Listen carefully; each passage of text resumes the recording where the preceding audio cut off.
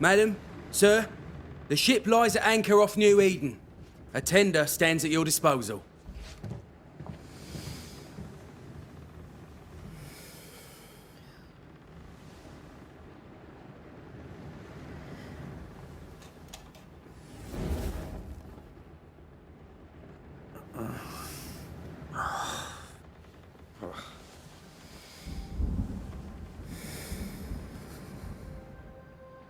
I dreamed of clouds.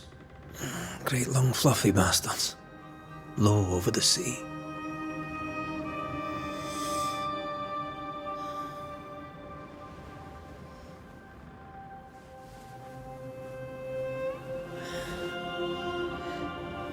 I dreamed of the abyss, in the darkest reaches of the deepest ocean.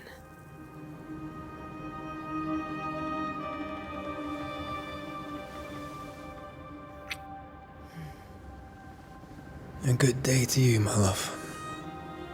And a good day to you too. Are we in New England?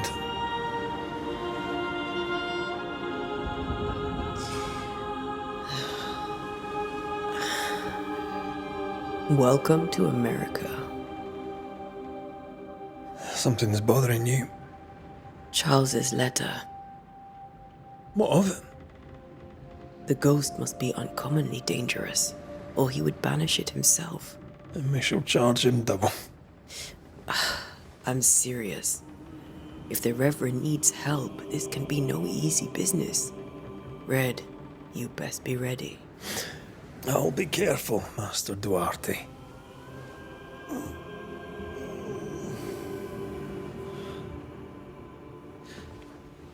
Your apprentice stands ready to serve. Come on, Antea, we need to go. Night beat. Rory McWraith, gallant to the last. Life to the living, death to the dead. Consider our lovers, Antea and Red, the greatest banishers I ever knew. Life to the living, we say, and death to the dead. It is not so simple. Since the dawn of humanity, the dead have lingered. Dead as alive, we are complex and emotional beings. Many and tangled are the ties that bind. Since the beginning of memory, banishers have fought to sever those ties.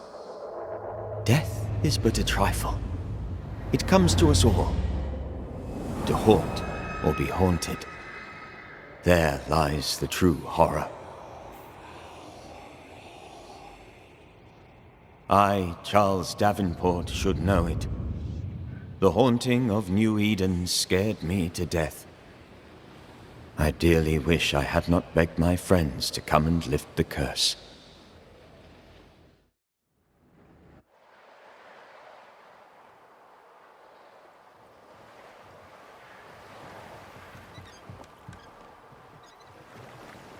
If this is June, I'd hate to see January.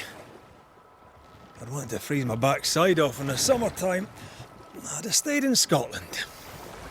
London wasn't much better. Look at it. As cold as a bishop's arse. And twice as white. I don't mind saying it, I'm very disappointed. Charles wasn't lying. New Eden is cold as death. You may well be disappointed.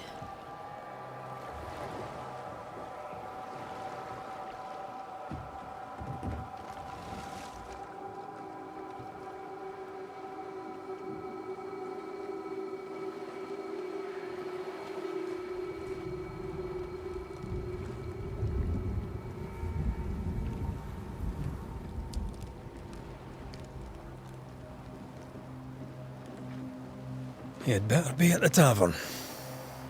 With a hot grog. Or two.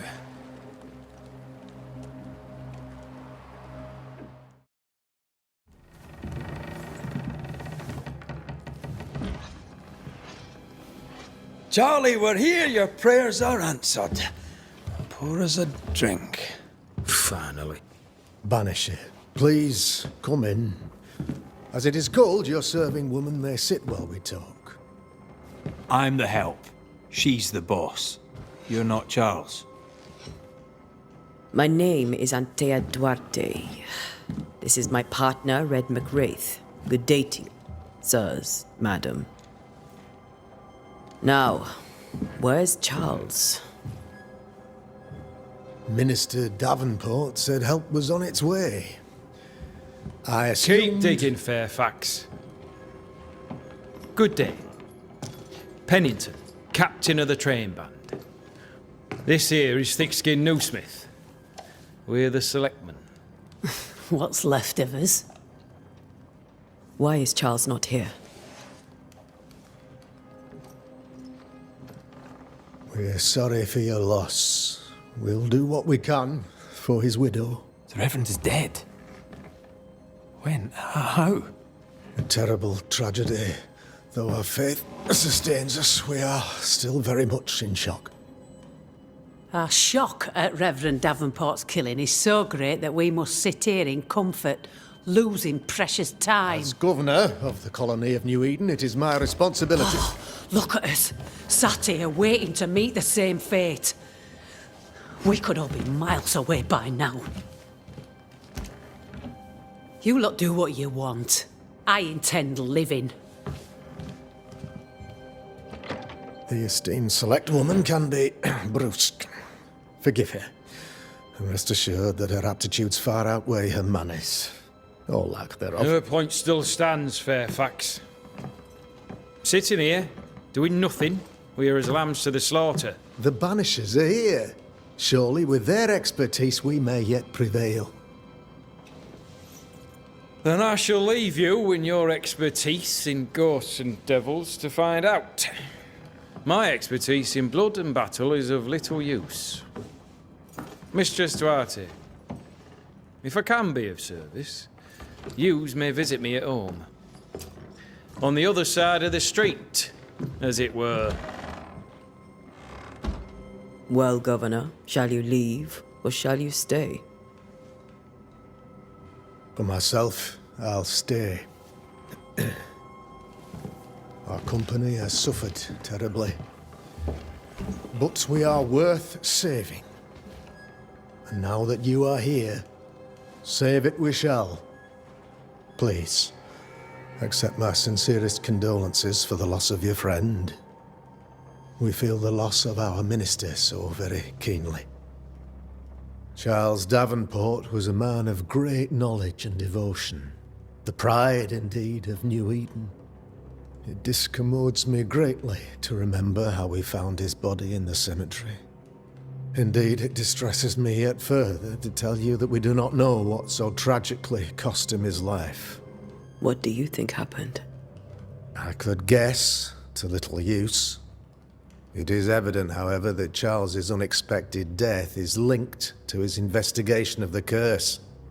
In the minister's absence, I try, in all humility, to protect us all, body and soul, from our ongoing peril.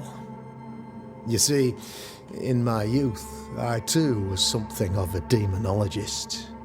Rather a good one, if I say so myself. We're not demonologists, and neither was Charles. Is his widow Esther taking visitors?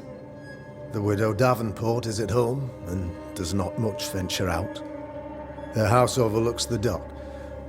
I offered Charles a home with a view across a pretty meadow, but he refused. He preferred the village life. Speak to her, if she'll see you. But she knows no more than we do about how her husband died. What can you tell me about the curse? I can tell you that it has been our misery for many long months now. And I can tell you that it worsens by the increment. First, there was pestilence and disease. Then came the nightmares. Then came madness. In the end came death. And death remains. But in all honesty, I think the weather is the worst part. This never-ending winter hangs heavy on us all. Worse yet, it traps us here. What do you think caused the curse? In my humble opinion, I'll point to the obvious. The abyss disgorges its spawn upon New Eden, bent on making God's poor creatures suffer. As to the nature of the demon, that's what we're paying you to find out. Our late friend Charles faced a Herculean task and acquitted himself with honor. You will have to do far better than that, I'm afraid. Our contract stands. If you'll have it, yes. Our contract stands for Charles. Why is town so empty? Of those who did not die, we are the few who stayed. Though our motivations may differ, all who remain have shown extraordinary faith and courage in the face of our adversity. Those who left, where did they go? Boston, outlying settlements. Anywhere, everywhere. Although, as you may have heard, the weather has likely closed the roads. Some believe the path through the dark woods offers salvation. I do not. I believe we must stand our ground. Will they return when the curse is lifted? I fervently hope so. They have homes here. But we sent the children away some time ago, and many could not live with their absence. If we do not resolve this situation quickly, the community of New Eden shall be broken, perhaps forever. Thank you. We have what we need. Then I wish you success. By my instruction, a room is prepared for you in the old schoolhouse. I'll be here if you need me.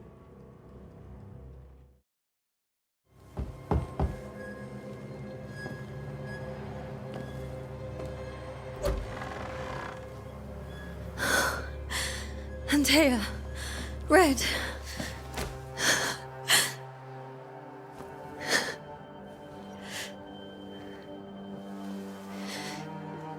Come in.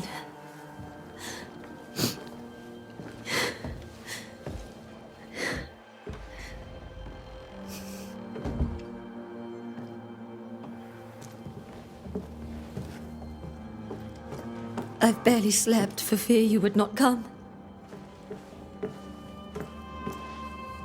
I'm at a loss. Would God even allow me to drag you into these dark times? Esther, you're not alone now. We're here. I'm so sorry we didn't get here on time. Truly. I know. Charles kept saying it. Have faith. They will come. If only he had kept his faith himself. What happened to him? Poor Charles. Just one more victim of the curse of New Eden. You know how he is. Was. Restless. Impatient. It's not that he gave up on you, his friends, but that he could wait no more. I believe he tried to lift the curse. I too have questions, but I have no answers. Nor do I now have a husband. Is there anything we should know about? Lord, deliver me, for I cannot endure this. I cannot endure it, and Charles does not deserve it. Anything at all, Esther. Please. I have felt Charles present about the house. His ghost lingers. He needs help. If he's here, I promise I will know no rest until he has his. You can count on us. We'll start with the house. Charles's papers are gathered in his office. Take what you need. Thank you, Esther. We'll take a look around, if that's all right.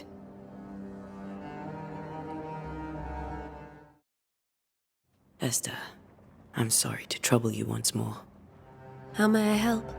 Has the curse brought with it nightmares? Yes. I've had nightmares. I suspect we all have. Charles warned that something was stalking our dreams, that it had a use for us, that we needed to fight it with all God's might. But now Charles is gone, and my nightmares have changed.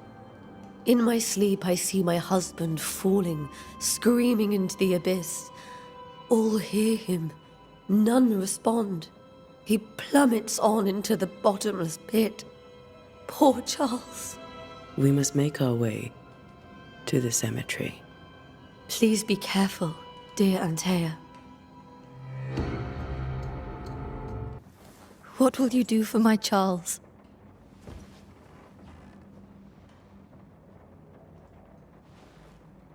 If he's present, we'll find him.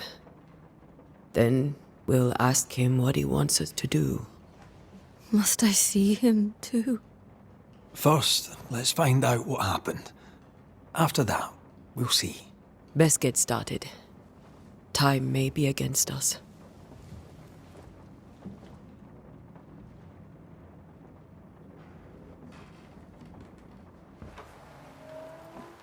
You be all right? I doubt it, but I'll do my work all the same. We came here to help Charles, and help Charles we shall.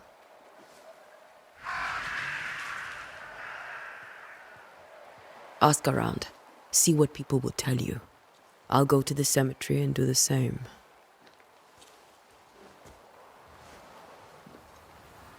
Be careful. Aye. You too.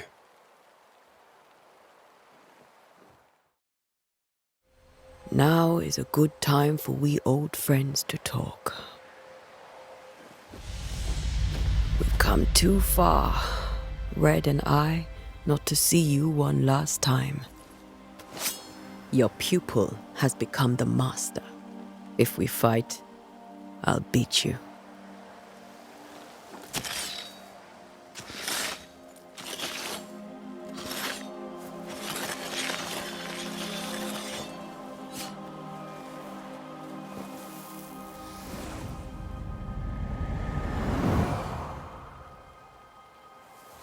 Come on, Charles.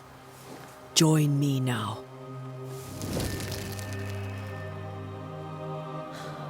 I know you're here.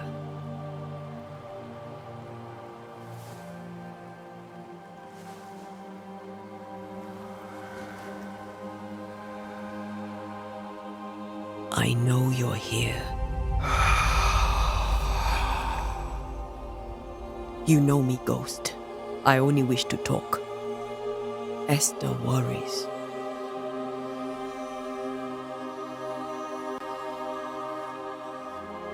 Antea. Here. At last. Oh, poor Esther. I'm so sorry, my friend. So sorry for us all. What happened? What's going on here? Sad to say, dear friend. I made a mistake. And it cost me my life. Is Red with you? There is no time to waste. Why did you not wait for our help? The threat was rising. Despair growing. There were so many dead, Antea. So much sickened flesh. So many afflicted souls. There was no more time. Before you died, you investigated the curse. What did you learn? That our enemy is deceptive and merciless. That we should not underestimate its power. We? I am dead, dearest Antea. But I am a banisher yet. I may still teach you. If I allow you, which I do not. Antea, do not repeat my mistakes. If a nightmare curses New Eden, you need all the help you can get. Its presence felt strongest in the meeting house. Perhaps the light of God there forced it to fight its ground. I had the building closed. The worst of the malevolence is contained, but it won't stay locked up for long. How did this nightmare kill you? I believed that I could come to the cemetery and make it manifest. To my initial delight, it worked. I now suspect it came by choice. It seemed amused, as if it were a pleasant game to weigh my measure as a man. What did it look like? I don't know. When it manifested, it appeared as Esther. My dear Esther. I did not see its true face, but I heard a woman. Not Esther, someone else. She was laughing. I felt her gaze. My heart froze. I died. The spirit is vengeance pure. The ghost of one who was terribly wronged. I've heard your warning. You can go. No, I must remain. Esther needs my protection. My flock needs me too. You know how this works. You know I won't allow that. I am still myself, Antea. With time, I'll grow stronger. I can help you. The longer you haunt Esther, the hungrier you'll be. You know this. This is different. I'm the Reverend Charles Davenport, your friend and mentor. You know me. You know I am a good man. I knew you. You were a good man. Now you are a ghost, and I cannot let that stand. But I swear it, the nightmare will end, and Red and I shall do the ending. Charles Davenport was a good man and a fine mentor. And you a fine student, though you took a hard line. I never could unpick that from your character. Has life tempered you since? Life has tempered my steel. Death and the manner of it has made you the very thing you once opposed. Goodbye, Charles. Peace on your soul. Remembrance on your... Antea, wait. Wait for what? We're banishers. Death to the dead. Let Esther choose for herself. Oh, Lord, please don't ask me to do that. Esther, my good wife, and the very best. I miss you so. Oh, dear Lord, Charles, why are you here? Why have you come back? You must leave, please. I must stay. I must protect you. The thing in the meeting house feeds on our torment. I should have known better. I know better now. Antea, give Charlie the ascent he deserves.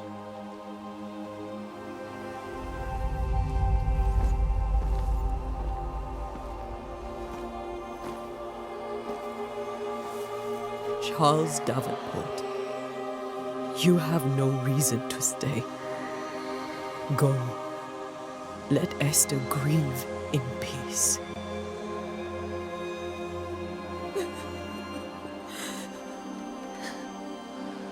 Save her, my friends. And save yourselves. Save them all.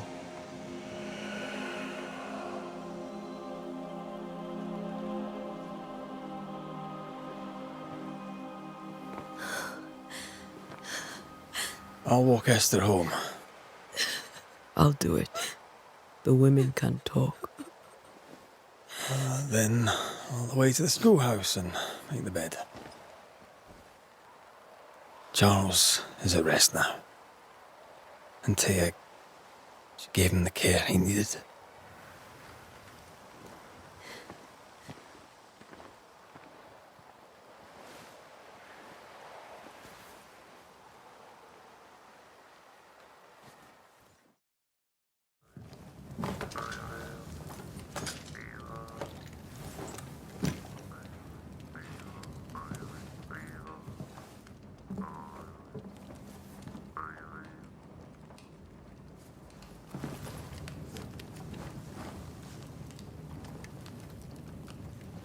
We did the right thing. Charles was our friend.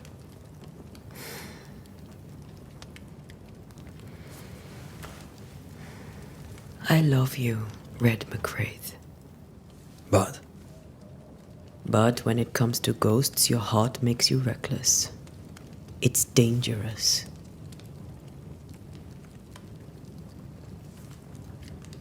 were you really about to banish Charles? Charles would have done the same for your ghost or mine. I hope he'd have at least hesitated. Charles was a good man, full of love.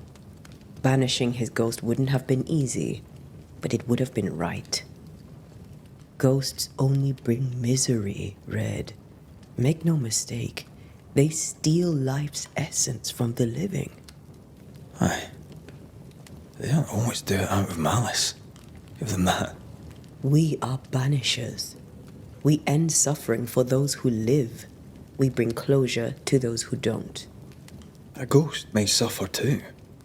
A sin puts a gentler end to it. But not a safer one. Better to banish and be sure. Would you banish me? If it came to it? You'll not escape me so easy. You I would bring back from the dead. That's not funny. I'd fill you with fresh essence. I'd give you so much essence you'd return bloated with life. Steal essence from the living to feed my ghost. You wouldn't, eh? I would. Then I'd kill you again for dying before I do. Sometimes you scare me. I know. Do you think Charles was right? This thing in the meeting house could be how did he call it? A nightmare? I really hope not. Such entities are legendary ghosts, even for banishers.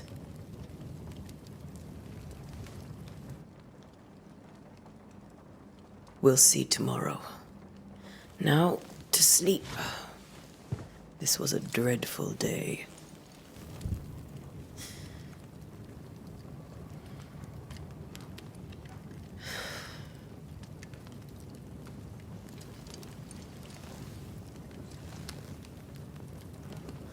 Poor Charles. Poor Esther. Aye, poor Esther.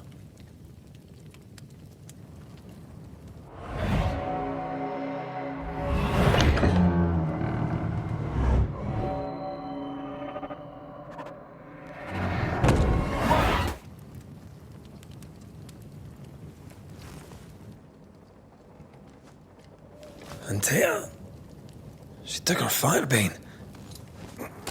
She says I'm the reckless one.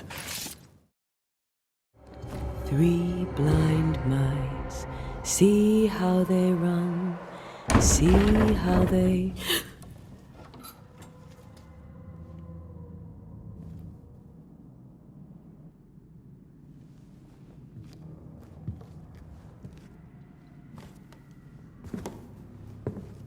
Antea? Blind. All blind. Oh, Red, can't you see? We never stood a chance. Antea, you hurt? Where are you?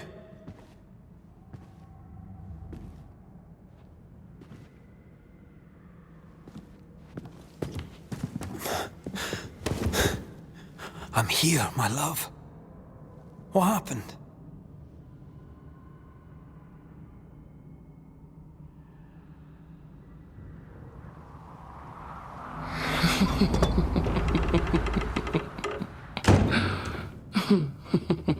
I'm here, my love. How mundane. Show yourself. God came to the man in a dream and said, "Behold, thou art dead." But the man had done nothing wrong and said, Lord, wilt thou also slay the righteous? What?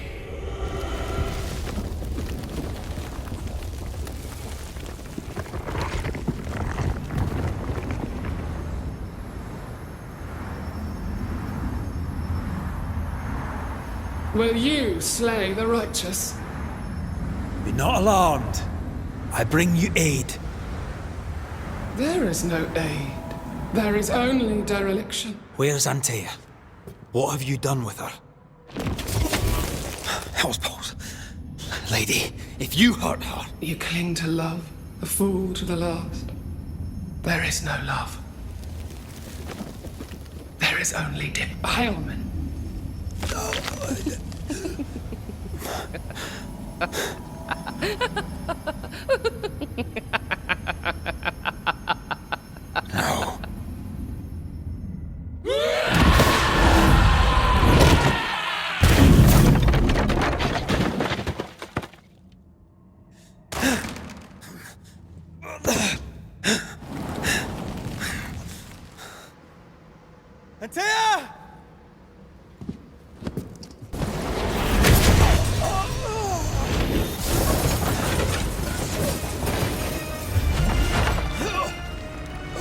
Antea, if you've laid a finger on her... You'll what? Come to her aid? There is no aid. There is only... retribution. Give him back! How touching. You come to claim your man. You think you love him. You do not. There, in the dark of your marrow, there is no love. Only betrayal. I offer you a trade. He stays and you leave with your life. I'll bargain with no ghost.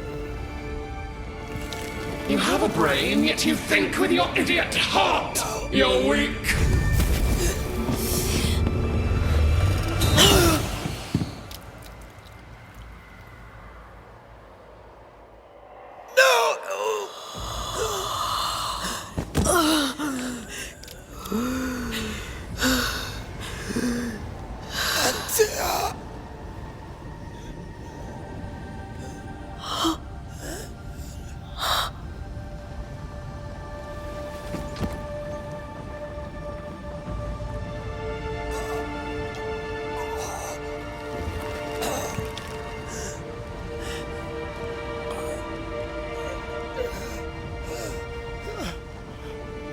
Will you come to her aid now, when all is lost?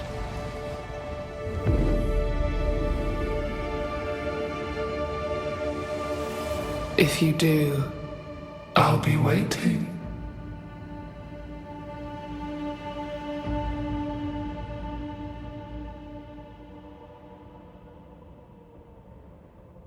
The icy ocean made a diamond from his grief, then buried it in his heart. The weight of his failure dragged him down.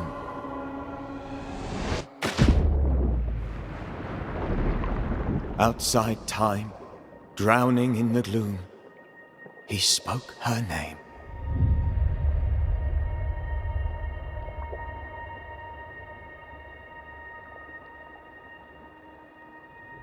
Take me instead, he screamed, soundless, to the cold and silent waters.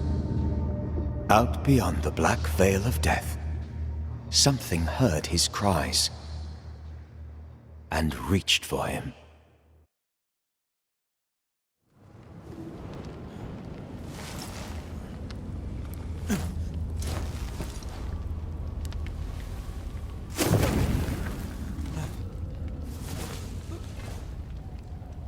Let her go.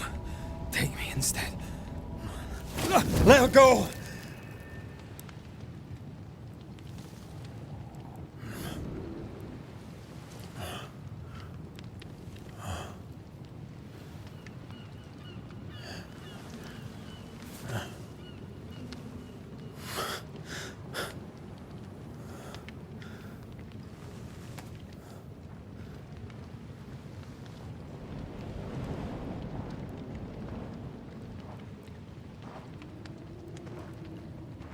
Ah, you're awake. Who are you? She who rescued you. Tended you for days on end. Weeks, maybe. Weak? Oh, God. What have I done? Get your strength back before you beat yourself up. She's dead. Yes. That's why you're here. And why I was sent to look after you.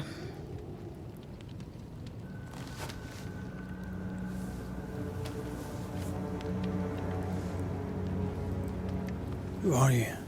I feel like we've met, but I'm sure we have not. I feel like I know you forever. But do I? You're confused. It's normal. You've been near killed by a nightmare, you've lost your beloved, and now you've a witch by your sickbed. Which? Witch. I go by Seeker. Find the Banisher, said my mistress. Tend him, and answer any questions he asks you before you leave him be. So, how do you feel? Does it matter? Of course it matters.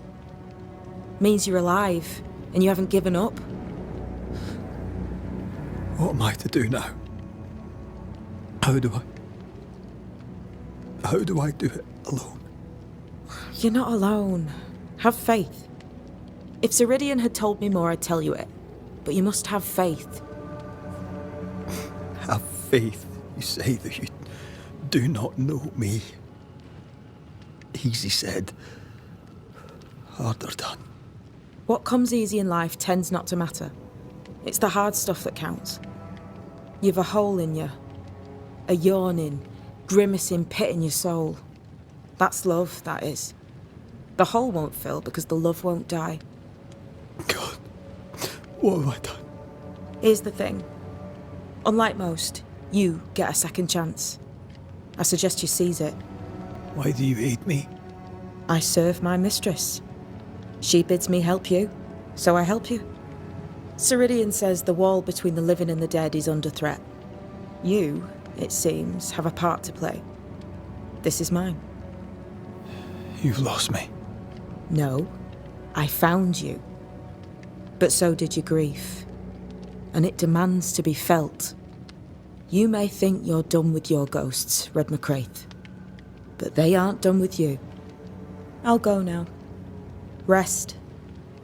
Why ever my mistress saved you, she has good reasons. The best. Where are you going?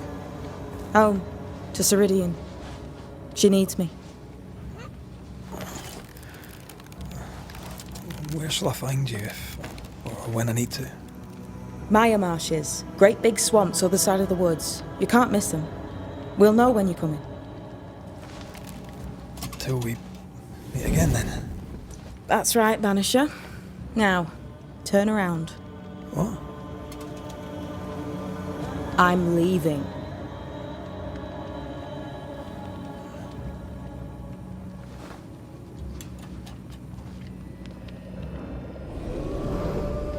The hell?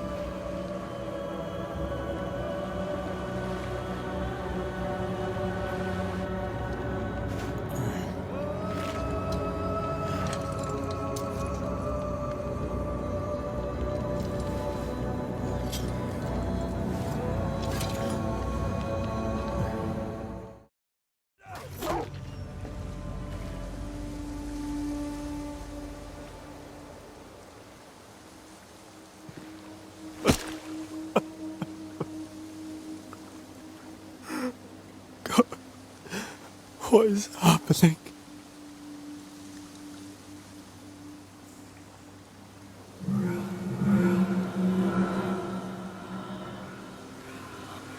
What? Antea? Right here. My love. Right here.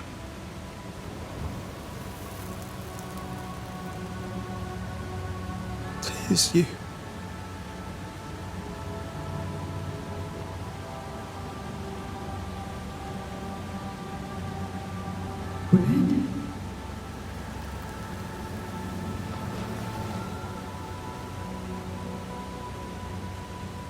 No!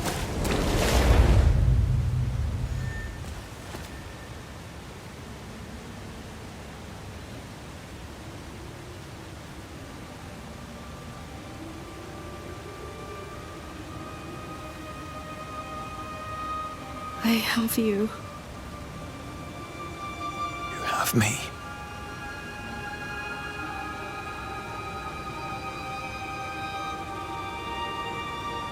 Come. You seem weak.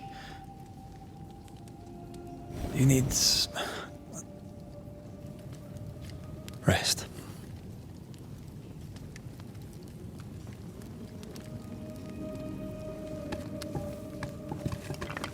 I feel hollow.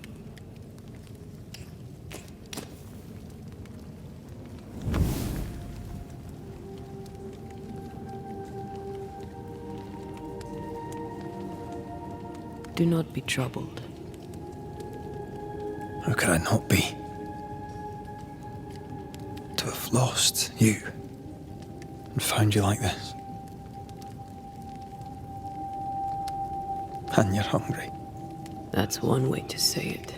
Yes,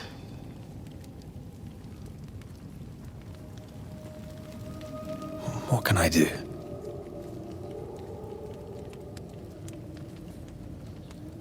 Charles's Bible. The tie that bound his ghost.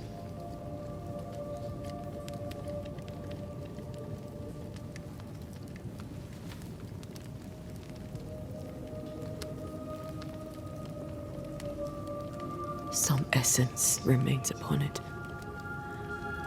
For now, it will do me.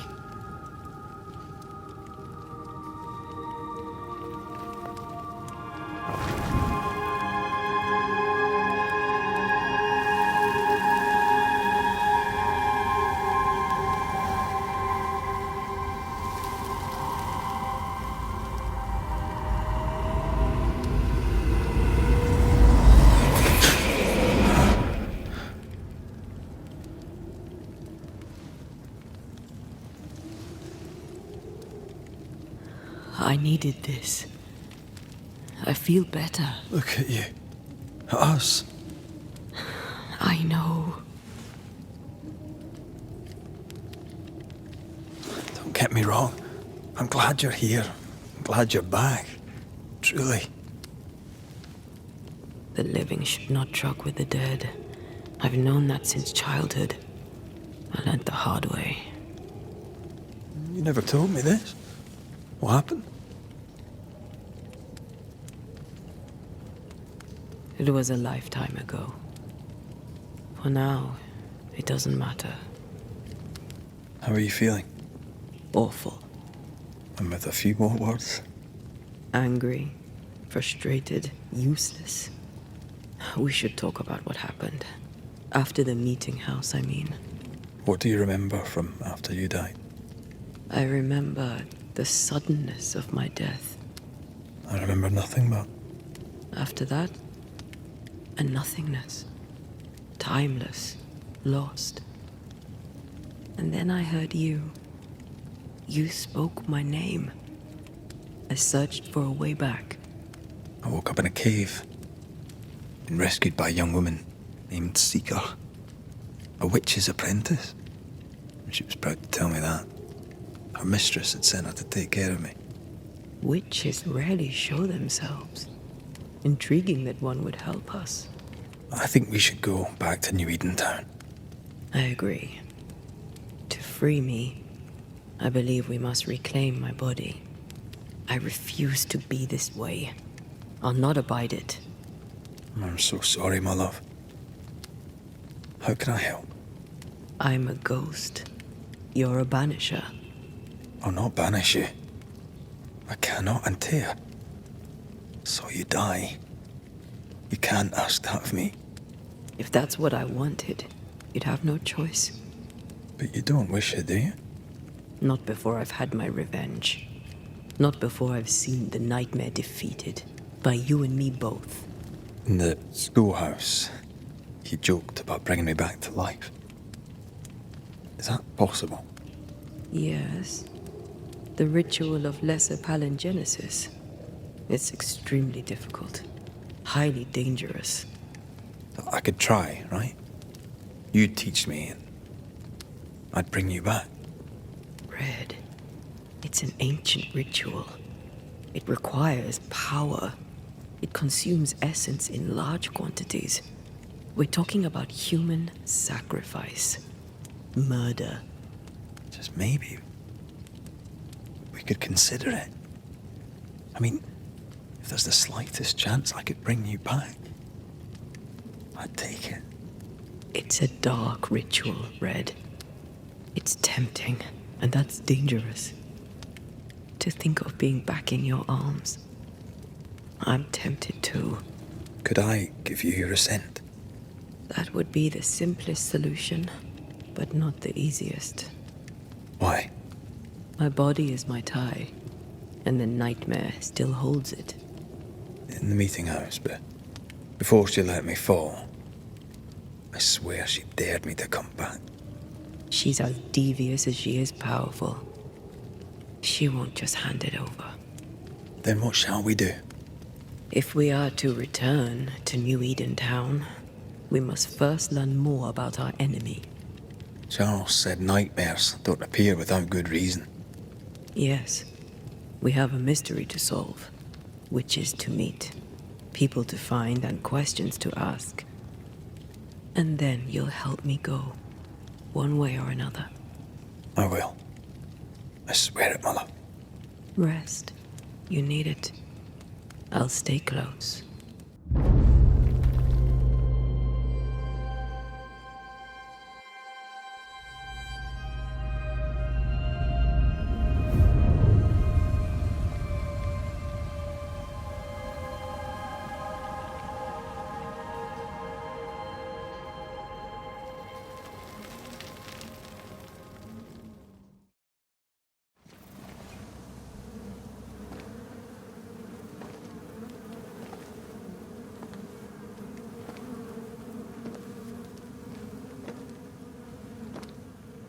Ben, you're back!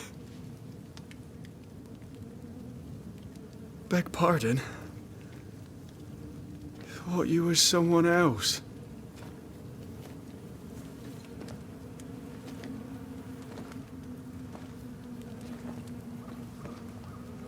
You hungry, friend? The stew is thin enough, but I'd be glad to share.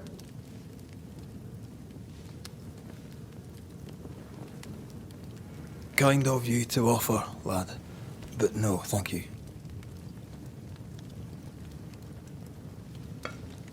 Been a while since I've seen another human's face. You come from camp? You a hunter? Of sorts. Red McRaith. I'm a banisher. Like in the stories. Jacob Lind. I'm a trapper. That's a real job. What are you doing here? Had you nowhere safer? The woods are kind to them as knows 'em. We hunt here. When we get pelts and meat, we trade in New Eden. But game's been scarce. We've naught to trade, so we wait. When even the wolves are starving, you know it's going to be a bad winter. How long have you been out here alone? Dunno. I lose track. And I'm not alone. God is with me in the scriptures. Would you like me to read to you? Who's Ben? Another trapper? Aye, the best of 'em. Taught me all I know. He's out now, but he'll be back. When is he gone? The bridge is down. As down can be. Can't cross. Bad things lurk in the shadows. They scent flesh. Game's low. Game's low and Ben's gone. He'll find game, he will. I know it. What lurks in the shadows? Is that what keeps you here? That and the fog. Can't hunt if you can't see. Ben shoots better than me.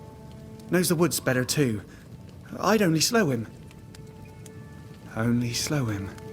Where did you meet Ben? We found each other. Brothers in spirit, he said.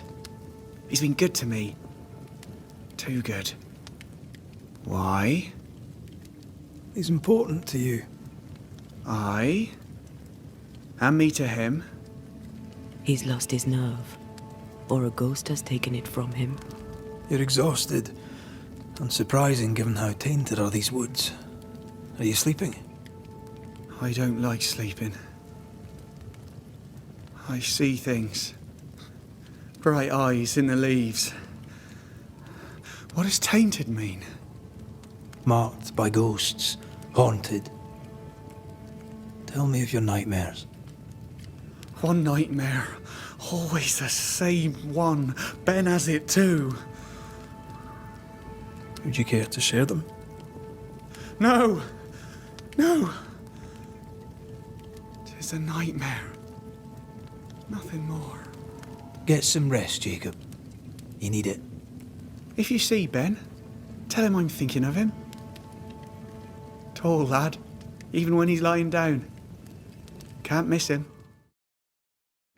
Who's you? My name is Red McRaith. A Scot. You? Antea Duarte. We're Banishers. We can help you. I'm beyond help.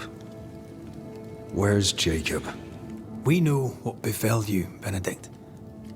What keeps you here? He does. He waits and waits and waits on me. He'll not face what he has done, and I cannot go. I cannot go. But I'll not hate him. How could I? We thought him lost. In mind and reason. Who'd not lose their mind? Stuck in place for weeks on end, deprived of a living, deprived of a life. Though I denied it, I saw it coming. I became wary. Some part of me knew what he was thinking, 'cause I was thinking it too. What do you want from Jacob? Do you seek revenge? I seek no vengeance. He is I, and I am him. What does he need that he may let go? He needs to face the truth, to accept what he has done, to both of us. At night, he'd read scripture. God would mind us if we were good and honest. Jacob taught me that. We were good. We lived honest lives. We kept to ourselves, minded our business and no one else's. So tell me, Banisher, what did we do to deserve this? I'm sorry. Despair can drive a good man to a bad place. God only visits hardship upon us because he knows we can bear it. Thank you, Benedict. Perhaps we'll talk again. Perhaps we shall, Banisher. Perhaps we shall. Oh, there to you, Jacob. Mr. McCraith, sir? I'm sorry, Jacob, we must talk. Something has happened to Benedict. What? Where is he? What happened? Come on now, Jacob. If something's happened to Ben, say so. Where is he? Benedict is in pain. For his sake, you need to remember what happened. You need to remember what you did. But No. I would never. I couldn't hurt him. I love him. Jacob, look at me. It's safe to remember. Now tell me, what happened on that cliff top? I was tired. So tired. Hunger was digging holes in me, burning in my throat. I could think of nothing else. We don't give up. We don't give in. But I wanted to. I wanted it all to stop. So you made it stop. Do you remember now? I failed him. I failed Benedict. I was so angry, so angry. He kept pushing me. We argued, and I couldn't think. When I saw him lying there on the ground, lifeless, the whispers said, it was him or me, him or me. I would have died. I should have died. For my sins, I deserve no better. I failed God. I failed my friend.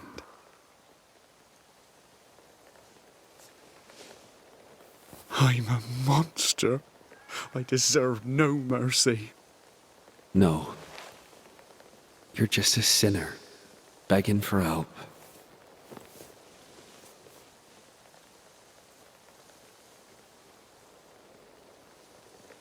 We both faced a choice, simple and awful, to kill or to die.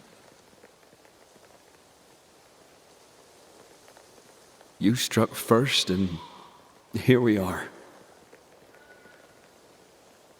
Do you forgive me?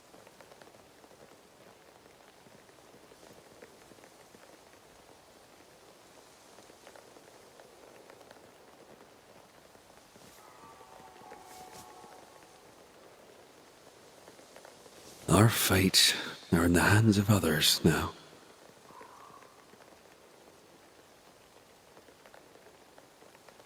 Yes.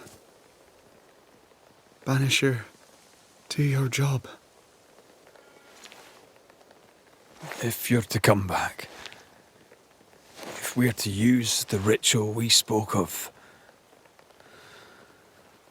this is when it starts. Red, if we take one step along that path, Jacob is ready to die. the others won't be. We'll tell lies. We'll harvest the essence of the living. I'll shoulder the blame. As the man says, we face a choice, simple and awful. Do we kill to be together again? Or do we part forever? We must decide now. Jacob Lind, you believe you merit no mercy, but your suffering must have an ending. You murdered your friend, the man you called your brother. You fed on him. Then you denied your part in his ending and bound his spirit to this realm. You can never right this wrong. But the truth and your death will ease his suffering. There can be no half measures here. And if the righteous scarcely be saved, where shall the ungodly and the sinner appear? Benedict, my friend, forgive me.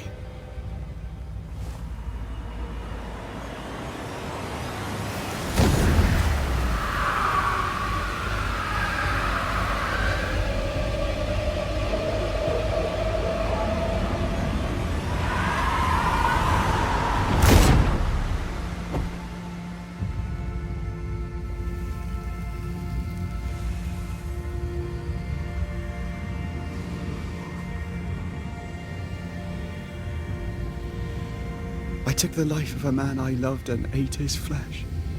This I deserve.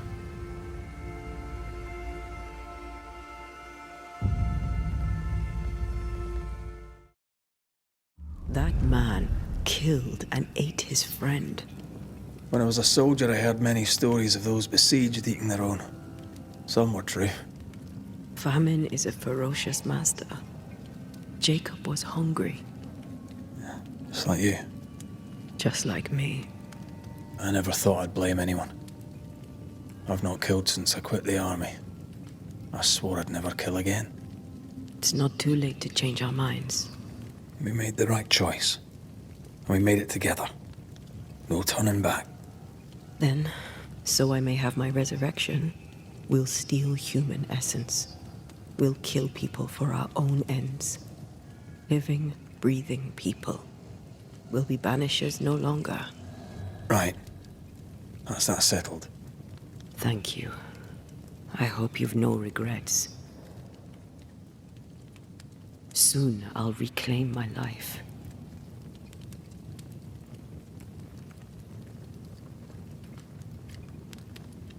We'll pay the highest of prices. We banishers may call it blaming, but our hearts will know we're taking lives. How many? I don't know. Perhaps too many to ask of you. I want us back, Red. I want revenge on what killed me. I want to live. I want it too. With the whole of my heart. No price too high. I will do it. By my oath, I swear it, my love. I'll see you back from the dead.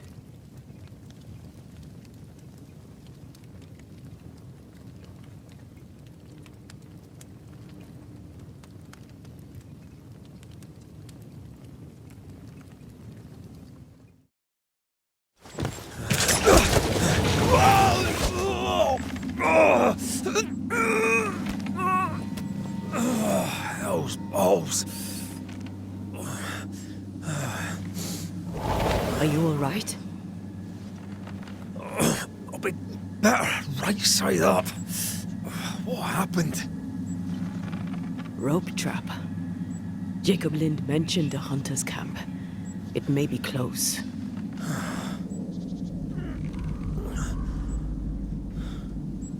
Something's there. Something alive.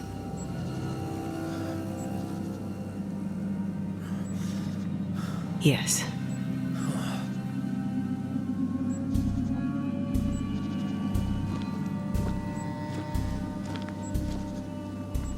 Brilliant.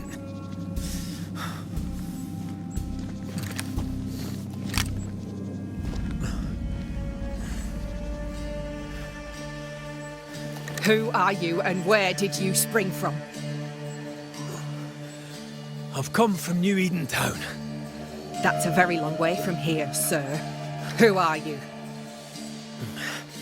My name's Red McRaith. I work for the selectmen of New Eden Town. I'm a banisher. Didn't you and the other one die in the meeting house? I fell in the water and the tide took me. I survived. Up to now, anyway. I've never seen a banisher before. I expected more. Could I please continue this conversation with my feet on the ground? Easy now.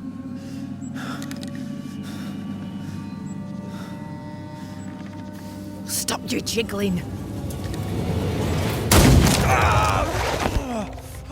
Hold still, I said. You try holding still when some lassie's shooting at you. In that case, Banisher, you may escape the trap yourself. Wait, what? No, come Our on! camp lies downhill. I'll wait for you there. Come back here! Shite! I don't suppose you can help me, can you? That was entertaining. It's good to see you smile. Wait.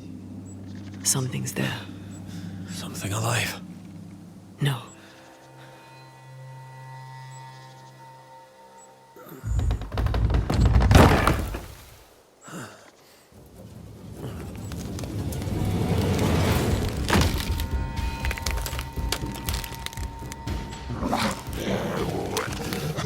A bone walker.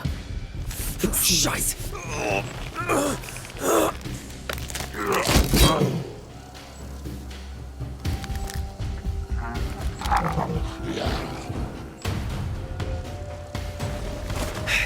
You can do it.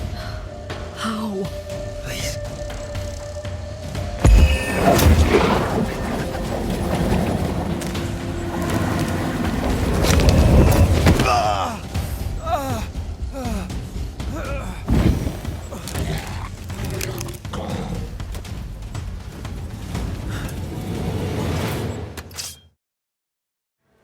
So, you found us safely, Red McRaith. Aye. Well, thanks to you. I had to know you could look out for yourself. You're welcome to stay until you're told to leave. I'm Kate Newsmith. Far as you're concerned, I'm in charge round here. Why might you tell me to leave? He who don't pitch in, pitches out. We'll not go hungry to feed him that don't contribute. Better than killing you for food, I suppose. Newsmith. Anything to thick-skin? Aye. We're sisters. Me and Antea, we met her in town when we first landed. Thickskin will return from the hunt soon enough. Sorry for your loss, by the by. All right, I'll stay a while. I have certain skills, if they may be of use. Our hearts are low. Nightmares plague our sleep. Do what needs doing, help who needs helping. Well, give me some names. Prudence Hake. A widow, like so many. She cooks. Lately she's cooked shite. He who puts the food aright is a hero indeed. How fare's New Eden Town? I'm heading back that way. You're mad. There's no going back. There's naught to go back to. We may be all that's left. New Eden town now is naught but sorrow, pestilence and death. Some of our band were homesick. We heard them screaming in the woods. They didn't come back. Something wicked prowls. Folk dream of a murderous beast that'll kill them if they dare to leave camp. There was a second group. They never arrived. Some think the beast got them. Like I say, we may be all that's left. Guilt, dread. She puts a brave face on it, but the truth is in her eyes. Aye, I'll make the rounds. I'll pay my respects to Widow Hake and see what's the bother. If you can't find Prudence, ask Jane. They're close. Also, please check on our blacksmith. His already meagre skills have lately declined. Talk to Jane, talk to Prudence, check the forge, talk to anyone who needs help, which is probably everyone. Right, got it? One empty cabin remains. A tree fell on it. But you may have what's left. Welcome to the Dark Woods. I'll take my leave of you for now. Rest. You'll need it for my sister's return. I'll send for you. Damn it. Oh. Forgive me. I oughtn't have startled. Oh well. Ain't you a sight? Who are you, then? Red McRaith, ma'am, the Banisher. To whom do I owe the pleasure? Oh, the Scotsman. I like your accent, and I like your manner too. Nellie Heaton. A friendly Londoner. I like her already. To the point, madam. Kate Newsmith worries for you, and for your husband too. He around? Fortune left some hours ago and hasn't come back. I confess I'm beginning to worry. What if the beast got him? Did he not say where he was going?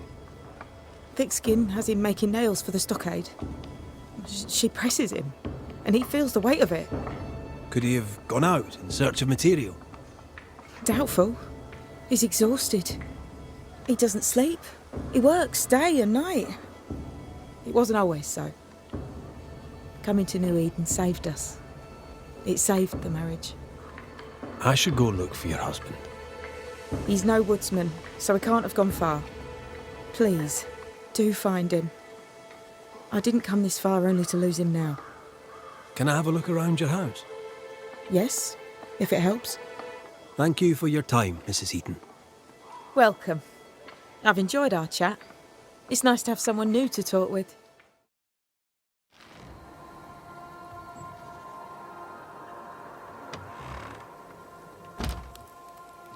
I thank you, whoever you may be, for whatever you have done. I thank you. I thought I was done for. Fortune Heaton, sir, and so very pleased that you came along. Red McRaith, the Banisher. Weren't there two of you? There were, yes. As it happens, I've been looking for you. You have?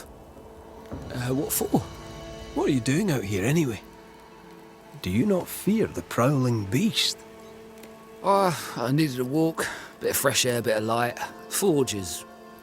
well, it's dark and hot, isn't it? I didn't mean to be a worry. We all enjoy walking the woods while burdened down with smithing tools. Why'd you bring your tools?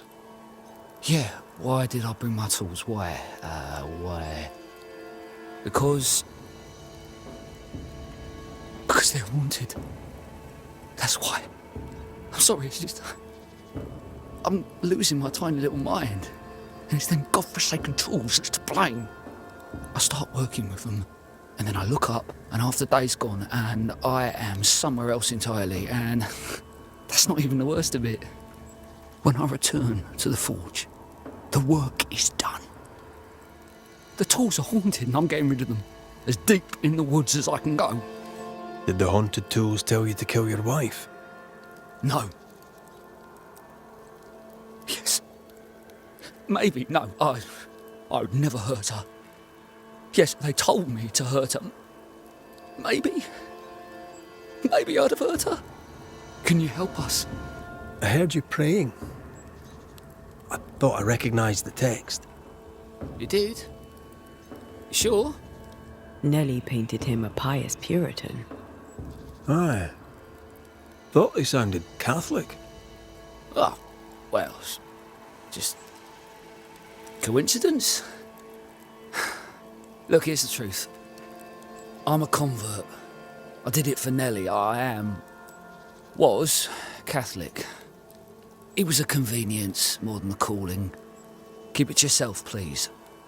I need to fit in around here. Not my business. I won't tell a soul. Thank you. That's twice I owe you. Head for camp. I'll take a look at the tools. Once they're safe, I'll follow. Yes, sir. Absolutely, sir. Thank you, Banisher. Thank you. That's enough, Nellie. I warned you. I warned you this would happen again. No. Look at yourself. You're pathetic. I want a divorce! You're no Elizabeth Luxford. You are mine. And I'd sooner see you dead and cold than let you leave. What's going on here? Walk away, lad. This does not concern you. I think it does.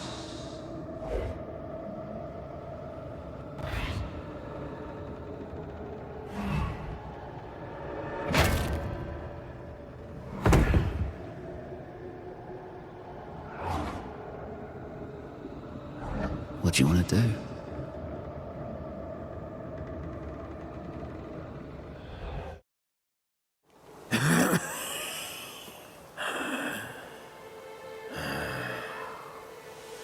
We are the Banishers Antea Duarte and Red McWraith. Whose ghost are you?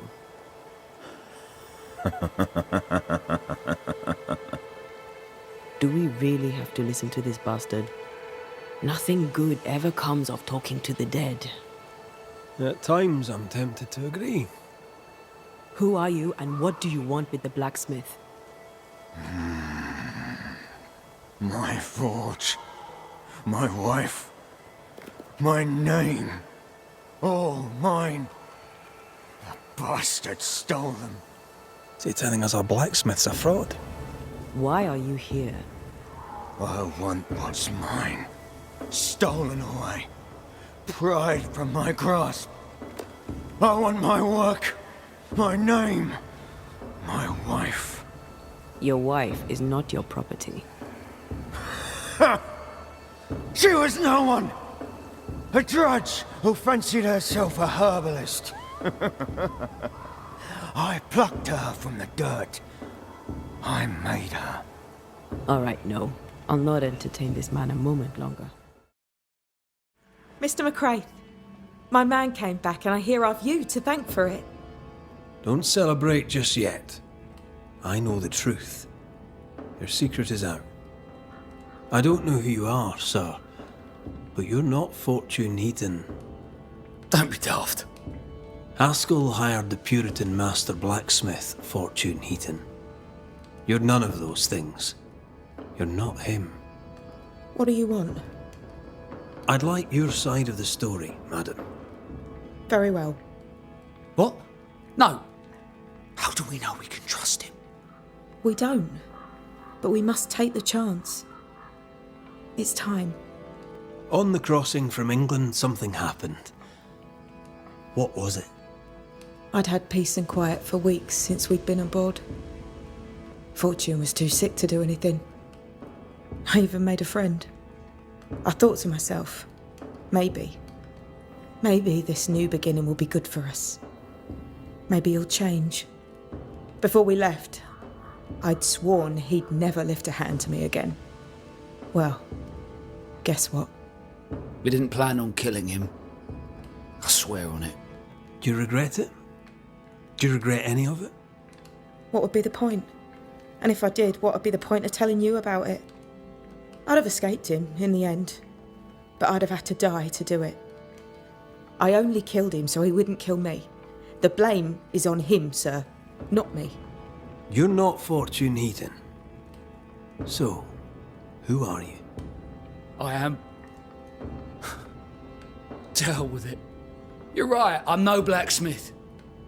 I, sir, am the fugitive thief Arthur Carty. But a good man. A repentant, hard-working man. If I am those things, it's because you've shown me it's all right. I'm doing my best to make a better life. Really, I am. What were you running from? Just the legal consequences of my illegal life. You sent me to find your husband, Mrs. Heaton. Find him I did. Your husband's corpse rots on the ocean floor, and his ghost has followed you here. I rid myself of him once. What shall it take to do it a second time?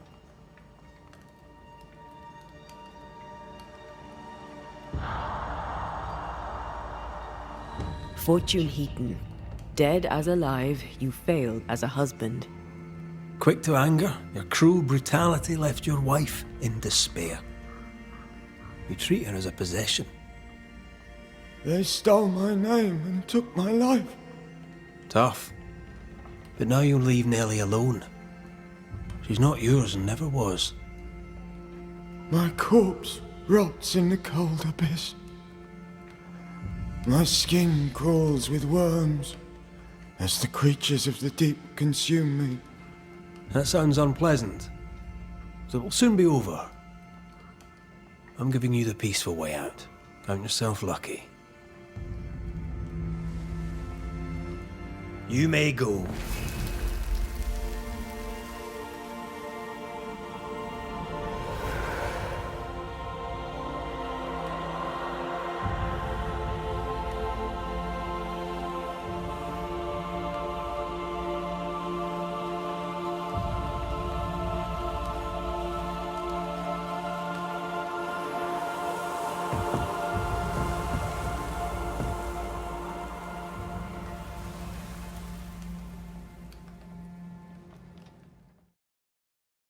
So? I've done my rounds, as you asked. And? The blacksmith and his wife were haunted by an angry ghost. It won't be coming back. I suppose I shall believe you. Anything else to report? Other hauntings are likely. I've no particulars as yet. All right. So, I'll thank you kindly, Mr. McWraith. You've done your part and earned your place. My sister should soon return. She'll surely want to meet you. Until then, you may stay. I'll take my leave. I do.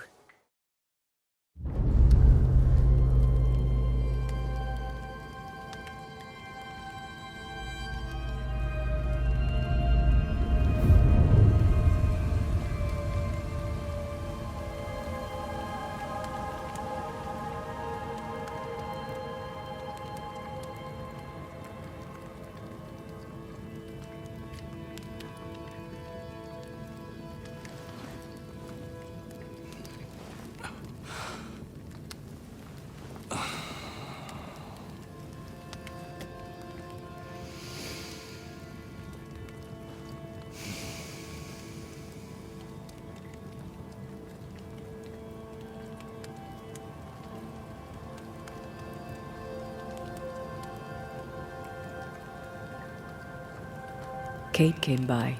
Thickskin is back and wants to see you.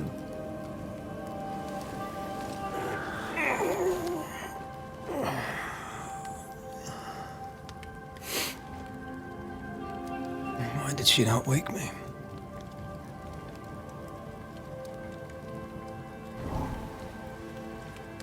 Perhaps she resented playing the messenger. Perhaps she just wanted to make you late. She was vexed. Thickskin return has upset her. Kate reminds me of my sister.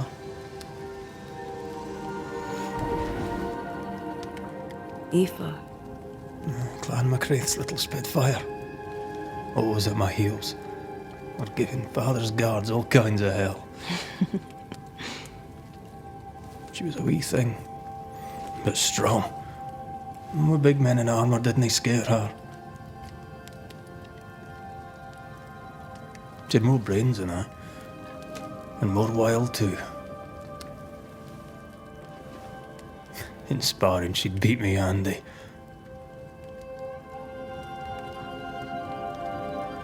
She would have made a fine swordswoman, had she grown. Someday I'd like to meet my brother and sister. I'm sorry. You're what? Twins. By my mother's letters, they must be 8 years old. You never told me this. You never asked. What are their names? What? I'm interested, that's all. You're bothersome. Ayomide is my sister. Temi is my brother. I'd no idea. You got letters from home? My mother writes once a year. The letters take months to find me, if they find me at all. Until now, I've given it little thought. 3 Duarte children walk the world. God help us. Good boy. Now that you can count to 3, we can move on to 4. I hope the twins have more charm than you do. Lo, the halfpenny Redeemer come to save us. Thou may enter, O great Saviour.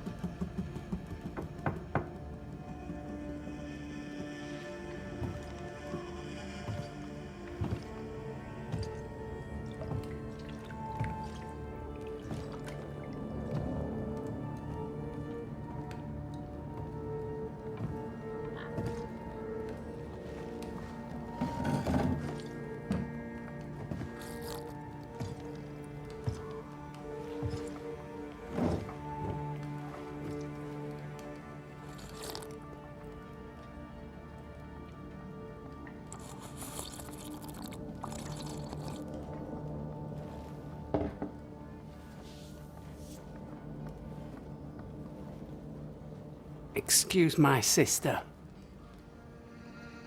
Underestimating her would be a mistake. She's tougher than you. You're alive. Long story short, you had an angry ghost in your meeting house. It was fierce. I fell in the sea. Antea died. Your loss pains us, but a good hunter should know when they've become the hunted. You didn't ask me here to watch you drink soup. What do you want? Kate says you have metal. I can use that. There's a service I need from you. You've something important needs doing and you want me to do it? No wonder your sister's fuming. Kate may wish her skin were thick as mine, but wishing'll not make it true. Kate seems pretty tough to me. Her feelings fail her. She's much to learn. Speak frankly. What would you have me do? Banish a ghost that doesn't exist.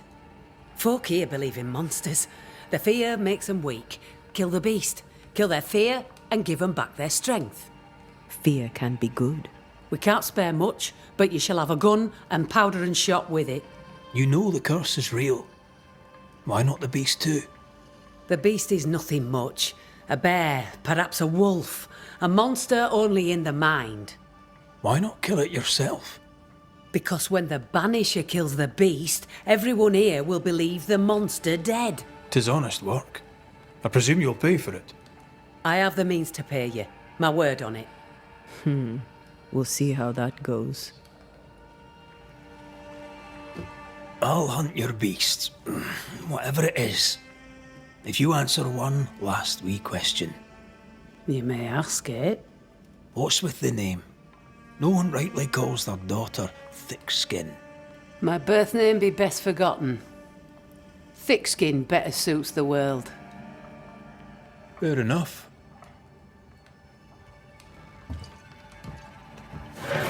In the wild, we carry muskets. And we carry these. Whistle for help if the need be great. And the gun? My sister can spare her musket. If you can get it from her.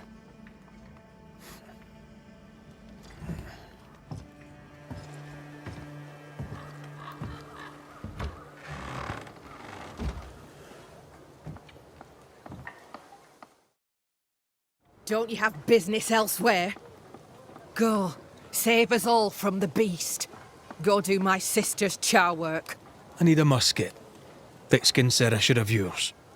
You'll rot in hell first, and so will she. This should be good. Are you so desperate to prove her wrong that you forget your own interest? You can climb your sister's pedestal or stamp your feet like a child, but neither serves you. What do you know of sisters? Enough to wish I'd not lost mine. I can't leave camp unarmed. She traps me. There's pain behind the anger.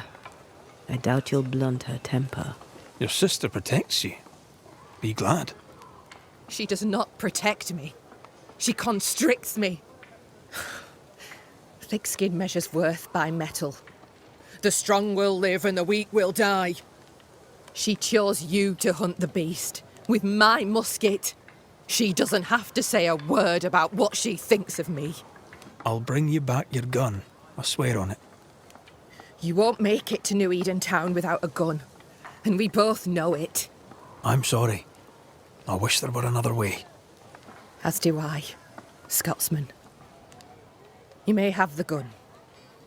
Now be so kind as to leave me be. Climbed down from your tree then, have you? Aye, with no help from you. What's your name, lad? Beloved Scudder, if you must know it. I see you found yourself a gun. Kate gave it to me. I'll check, you know. May I leave the camp? If Kate gave you her gun, I suppose you may pass. But I don't counsel it. Bad things happen in the woods. Only thick-skin walks safely out there. You and Kate walk the woods yourselves, do you not? Sometimes, and it's no gift. Kate's quick-tempered when she's not closed off. They say her heart were broke once. It never mended. Thank you for your time, Scudder. Good day to you. See you again, McRaith. If you're lucky. The longer path is safer. You must take it. Why won't you come with us then? The quickest you'll go ahead. We'll wait with food and shelter ready, then we'll all travel on together. Nicholas here shall walk with you. There be no better shot among us. Do you agree, Doolan? I'll do my best for you, Samuel. Of course I will. But if Thickskin says we'll be safe, I believe it. In the wild we carry these. Whistle for help if the need be great.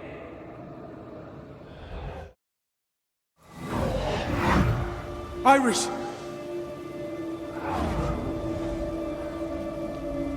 Your father is hurt and can walk no further. We must rest and treat the wounded. We must find shelter.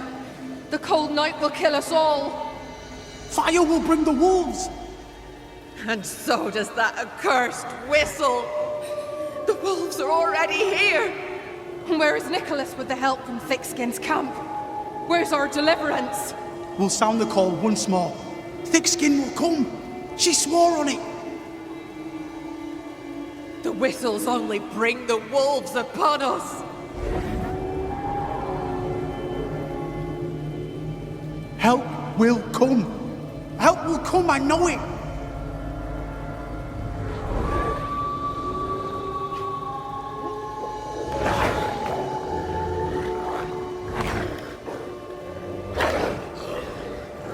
The Lord have mercy upon our souls.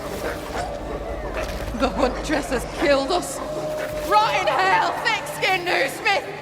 Rot in hell!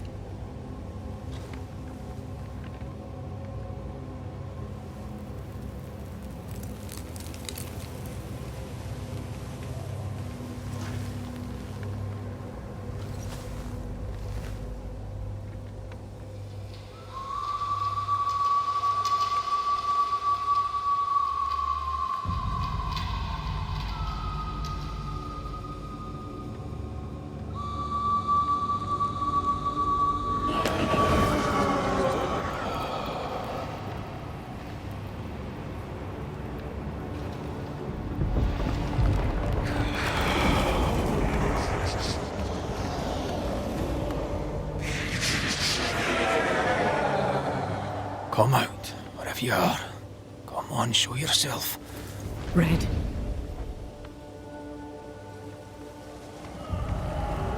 It's behind me, isn't it? Yes. Of course it is. Every bloody time.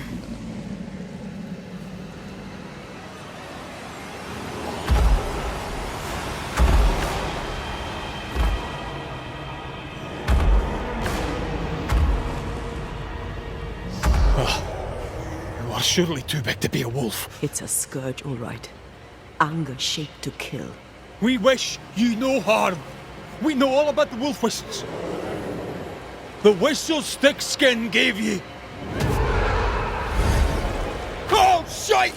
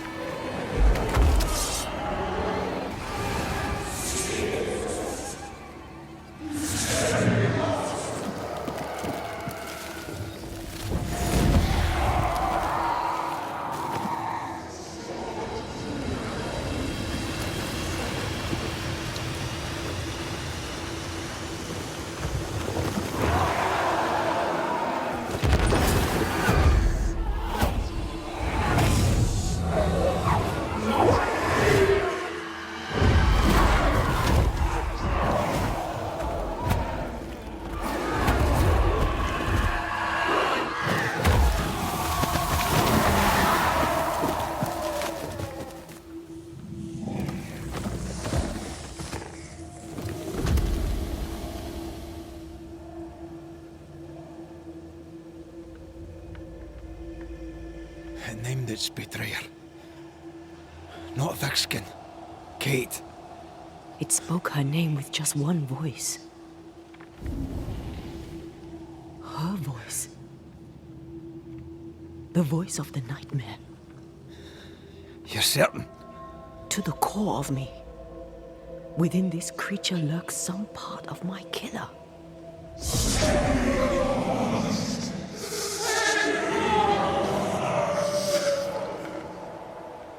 Thickskin and Kate both accused. Is anyone in these damn woods innocent? Then it were real. This beast. How did I miss you on my travels through the woods? Because it did not want you. It wants your sister. Stay, Scotchman. I can use you. You gave them dog whistlers. You sent them to die. Those with metal would have reached camp, and I'd have used them too. Those who died won't need feeding. The weak die that the strong may live. You tricked them. I tested them. This be the way of it. This be the way of the world. We have a hidden watcher. The sister.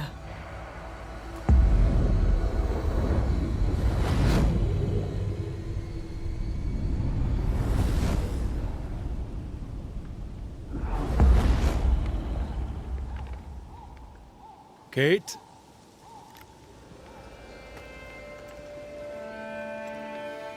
Show yourself.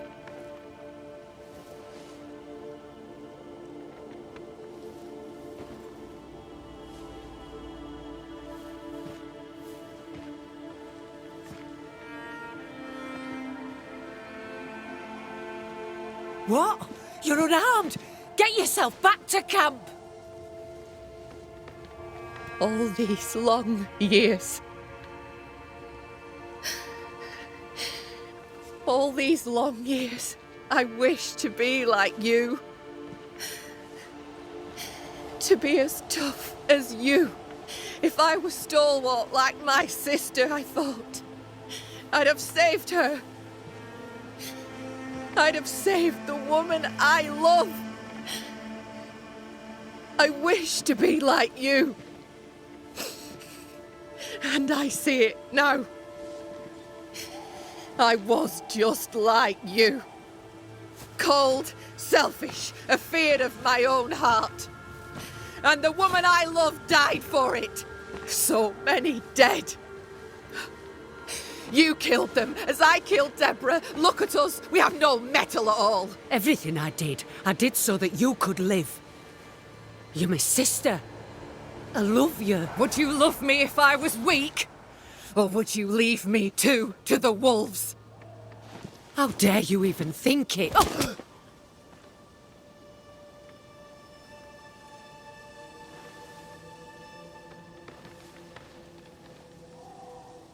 I dare because I care. Enough! I've done your hot work. I banished the monster you swore didn't exist, and now I know the truth. I know what you did. I made the hard choice. Do you think it pleased me? Do you think it were easy? What little chance they had, you robbed them of. You sent them out to die. They blew the whistles. There'd have been a burden. What happened here were harsh, but it were right. Better some dead by fang than all dead by famine. That makes a grim kind of sense. What happens now? Can you really give your people hope? Not me. You. When they hear the Banisher has killed the beast, they'll have all the hope they need. If that's the story we stick to. Do you trust your older sister? Rely on her? Fear her? She appalls me to the depths of my soul. But she be yet my sister. And this I know. Without thick-skinned Newsmith, we would surely starve. The beast spoke with many voices. One I had heard before. The voice from the chapel. Antea's killer. It charged you, Kate, with betrayal. What? I don't... This thing can have naught to do with me. I betrayed no one. I knew not of my sister's plan, else I'd have stopped it. She's telling the truth, but so was the beast. It named her for a reason. Secrets keep us chained. Have courage. Free yourself. Leave her be. She has naught to say to you. Like us all, I'd have much to say. But the time to speak was long ago. She fears a reckoning. Let's give her one. Look about you. You brought this curse upon yourselves. Falls to me to lift it. The older sister's heart is withered. She'll never feel remorse. Let her pay. She's hard as stone, too far gone. Mumble all you want, I regret nothing. The curse struck, and I alone saw the danger. I acted. And now 'tis I who must act. And live you both shall. Long enough to accept your guilt, and maybe to forgive yourselves.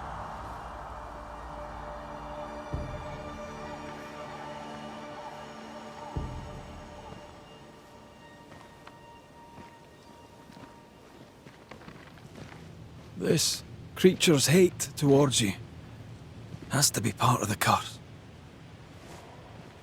No doubt about it.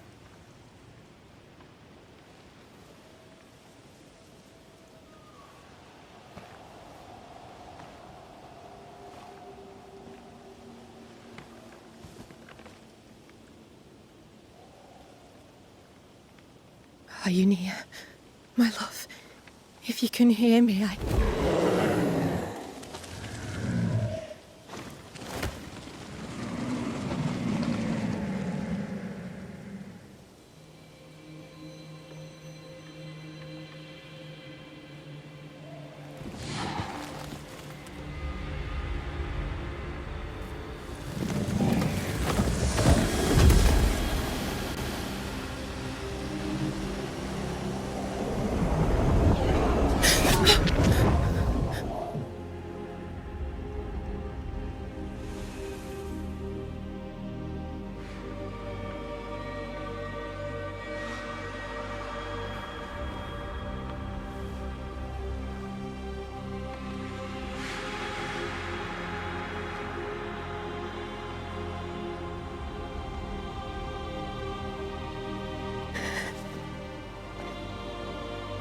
Deborah, forgive me. Please forgive me.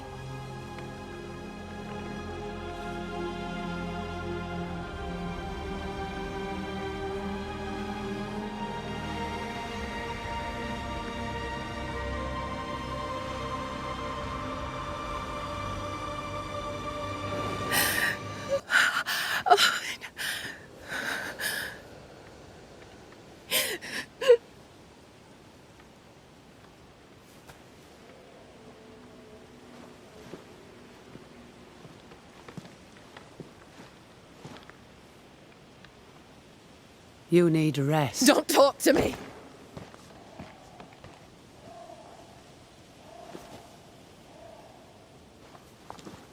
Your fee, Banisher. Choke on it.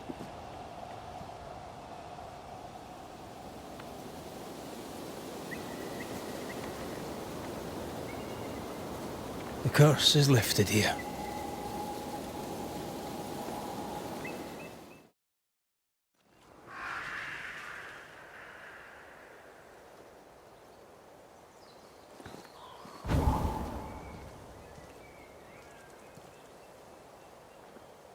Look at that.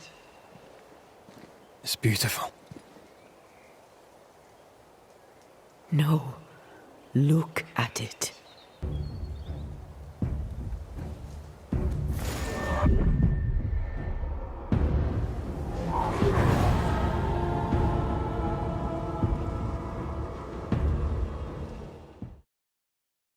You're thinking. So are you. Penny for your thoughts. I was thinking of Kate. Of the pain in her eyes when she saw that ghost. As if her heart was breaking all over again.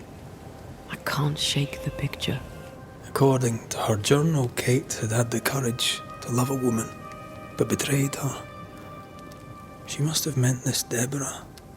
Whoever this ghost is, her resentments extend beyond the new Smiths.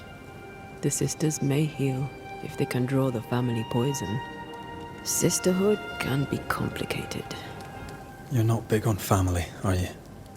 A family weaves its bonds in trust. If the trust is broken, the bonds wither. Sounds like someone got hurt. When I was very young, I had a friend. She was my chosen sister, and very dear to me. I opened my heart. It was a mistake. I played with fire and was burned. I'm sorry. It was a long time ago. I have a new family now. I have found the love of my life. I love you. Always. Rest now. I have the watch. I'll sit by your bedside until I can hold you once again.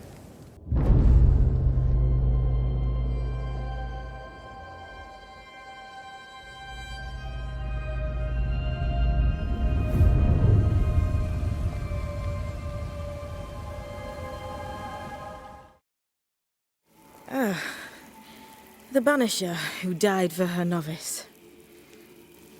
Ah, the witch's novice. Ho there, Antea. Are you not surprised to see me? You're a little early, but no, not surprised. On my return, Ceridian told me our poor wee Banisher would turn up haunted. A haunted Banisher. Well, it is funny, isn't it? You look like you need a moment. Can we help? Thought you'd never ask. Some of my spirit chasers went out. That's how old Saul crossed the hem. The hem? The hem. Where the fabric of the living world meets that of the dead. Ah, the veil between the visible and the invisible. Whatever soothes your soul, Banisher. Rest. Heal. Tell us how to fix the spirit chasers. The spell is cast. You need only light them. Be careful. Old Mosshead won't have gone far. Oh, I'll sit down now. Good luck. Have fun. All ready to go then? Good. She's waiting for you. Go where? To see your mistress? Ceridian, yes. In a boat. It'll be fun. No, we're going to New Eden. The nightmare's grip on the world is too strong. The fog is too thick. You cannot enter its stronghold. There's no way back to the meeting house. Not yet. And not without help. We've done fine on our own so far. You're dead. Maybe you're not doing quite as well as you think. You're blunt, but I take your point. We'll talk to Ceridian before we move on. That's better. Follow me. Careful. Don't rock the boat.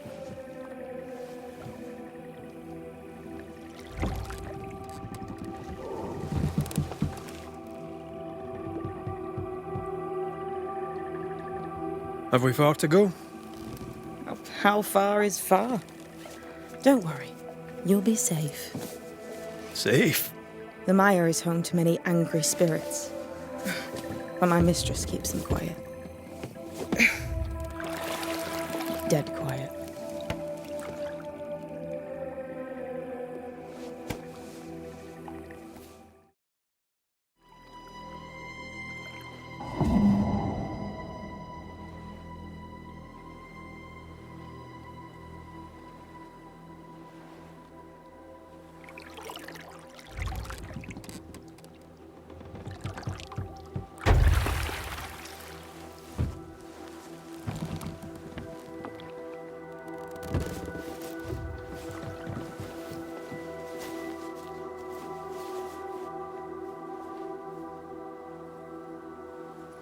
She's at home and expecting you.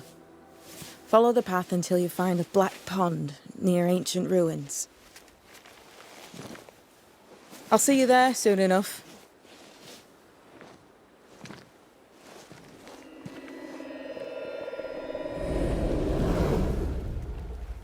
How does she do that? It's a trick, right? There's more to that one than tricks.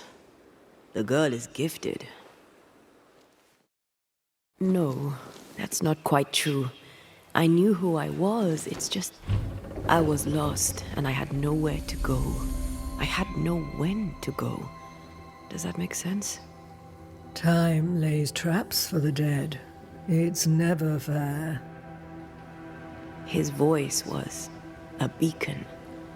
The light in the darkness that led me back to me.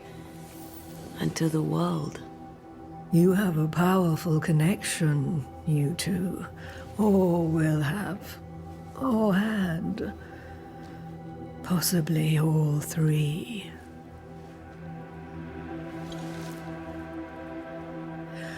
And here he is, the other Banisher. Greetings. Good day. Come, sit. It's been too long. Have we met? Of course we have. Just now. Also later. Decades ago. Never mind. It's good to see you, Red McRae. I told her our story. I hope you don't mind. Such an ordeal. I'm so very sorry you have to go through it. How hard it must be for you both. Thank you. But now you're here together, and I'm glad. Because you'll only be able to end this together. Who are you exactly? Who is Seeker? We, Banisher, are witches. Aye, that much I knew. But why are you here? Why New Eden? Are you linked to the Nightmare's wrath? She has no grudge with us. We are caretakers, shepherds of the dead, keepers of the invisible. We are also scapegoats, a convenient place to put the blame for the world's ordinary evils. We must reclaim Antea's body, but Seeker tells us the meeting house can't be reached. The fog cannot be crossed. Seeker is right. The fog is the nightmare. The nightmare makes the fog, you mean? The fog is the nightmare. The nightmare is the fog. Each grows the other as their influence strengthens. It taints everyone all through New Eden. It clouds their minds and distorts their vision. But you have already cleared the Darkwoods. The work has begun. It must continue. You brought us here. Why? You have many questions, and I have little time. Your novice mentioned it. I am sorry. I am not.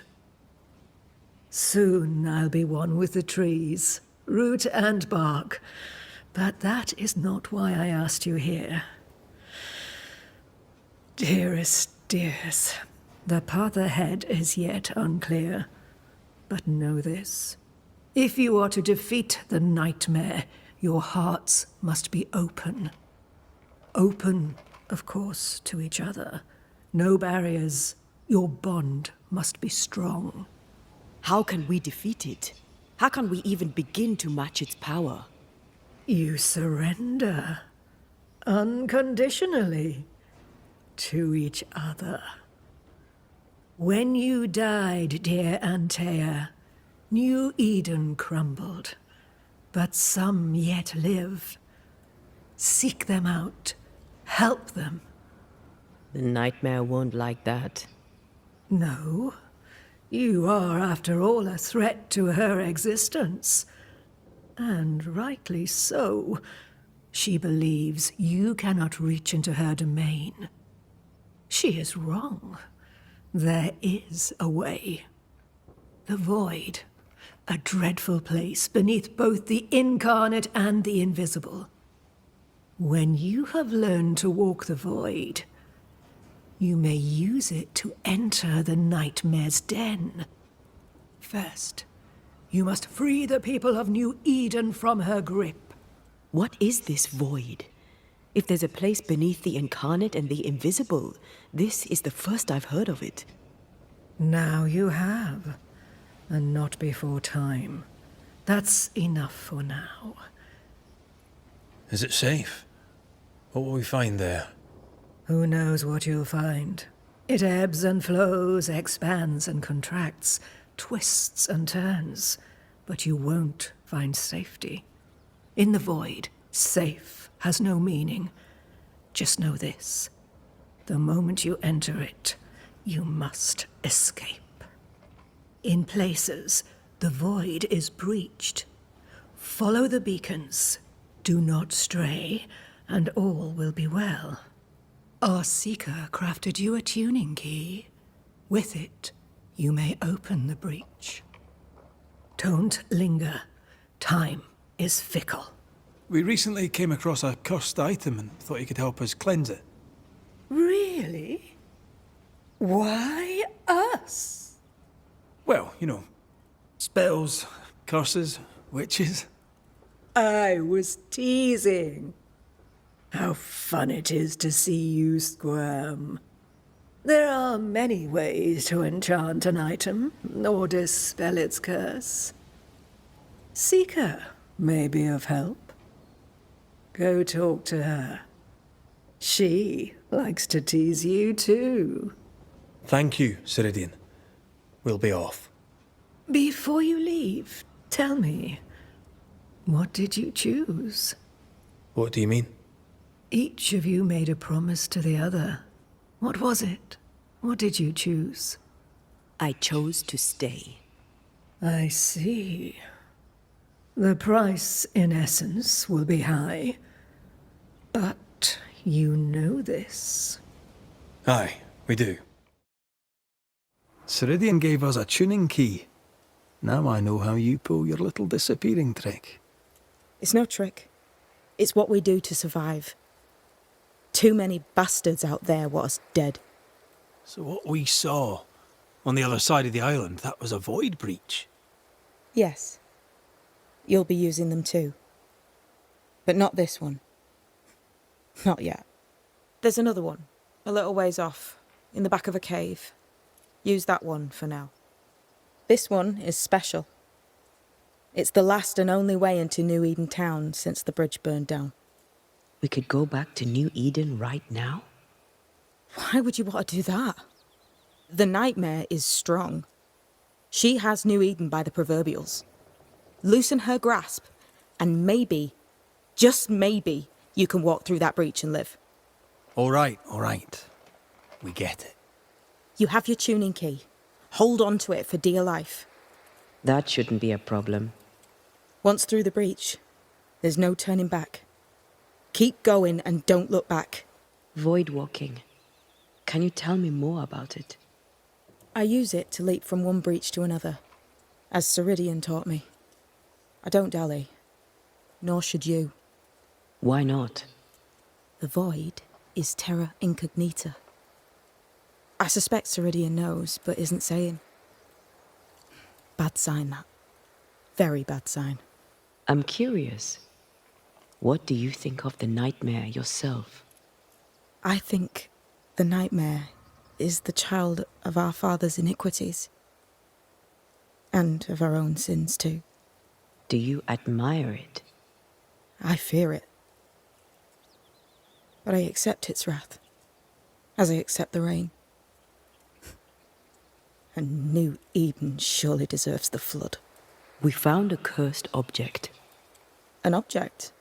What object? A chest, locked and evidently cursed. A curse could mean different things, depending. What do you think happened? We found it in the wilderness. We think maybe someone bound a spirit to it for protection. Ah, I do believe you found a chest belonging to Fear God.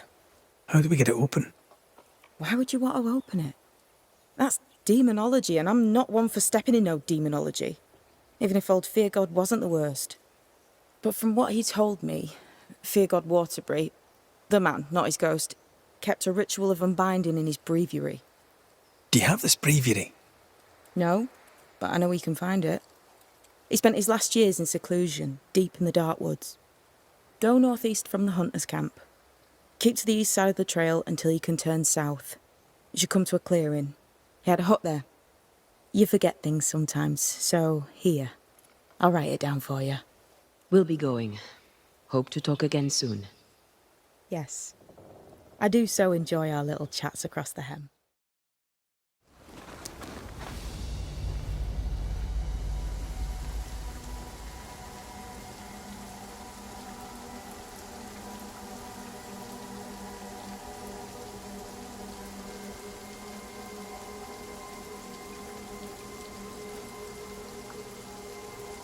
Are you all right? I'll do. But that nightmare over there, we know so little about it. That worries me. What about you? Whatever the reason, that nightmare is here because of something these men and women did. New Eden reeks of their guilt. I died because of them. Curse these people. Curse them and their secrets and their sins.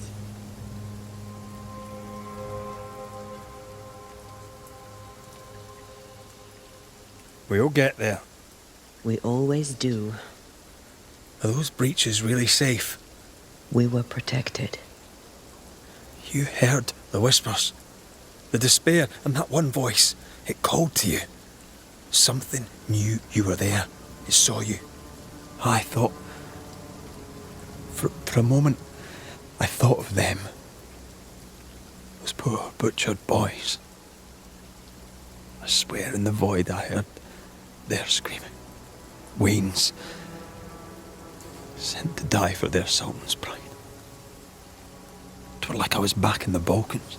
You're you, and you're here with me, right now. I will be. Soon, I hope. This void. Is it hell? Is that what we saw? Is that what we've been sending all those ghosts we've banished? Or is it limbo? A timeless in-between filled with tortured souls? When we banish a ghost, we destroy it. The teaching is clear. What if the teaching is wrong? I heard the voices. They worry me too. But the teaching can't be wrong. We should have known where we were sending those poor souls. What if you end up there too? All is well. As long as we stay together, all is well. Aye. All is well. Right. Hold there! None in, none out. Not living nor dead. Name's Red McCraith. I'm obviously a banisher. Open the door there. I've business within. Your business is, if you'll excuse my articulating the evident, not my business. I have my orders. You can't come in. I hear you, friend. What's your name? The name's Andrew White. You seem a pleasant fellow. I like a Scot, me, but standing here, I'm on duty. And when I'm on duty, I'm not your friend. Listen, mate, folk in here have problems enough, and I can't be disobeying orders. Either Priest or Pennington would have my guts, and I fancy neither. Who is this priest? May I speak with him? Him is a her. Helen Priest ain't here. She's on an excursion to the outpost, searching for supplies. Now, you want to lend a hand? Mrs. Priest and her party are overdue. You can't miss the outpost. It looks out across the valley. If you could find her, and make sure she doesn't die, you'd surely gain her favor. And favor, as they say, opens doors. Get in a fight and find your boss and dig her out of whatever hole she's in. All right. I can do that. They have spectre troubles. Let's first clear the nearby nest to relieve the fort, then deal with the missing. Right. I'll likely be back. Find our friends, Banisher. Or put them to rest. I'll try. As soon as I take care of the spectre's nest, I'll go looking for the outpost.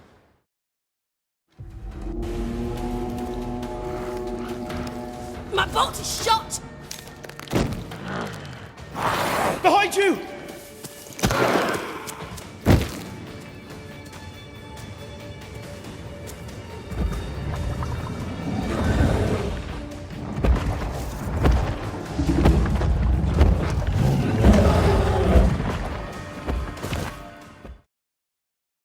A timely arrival. You'll be Haskell's Banishers. Thank you. Thank you both. You can see me? Clear as day, just as I can see. This is my husband. I am Helen Priest. Antea Duarte. This is my partner, Red McGrath. It is rare that the living can see the lingering dead. All I know is one day I woke after 7 long years of grief, and my Sebastian was back. It was as if my prayers had at last been answered.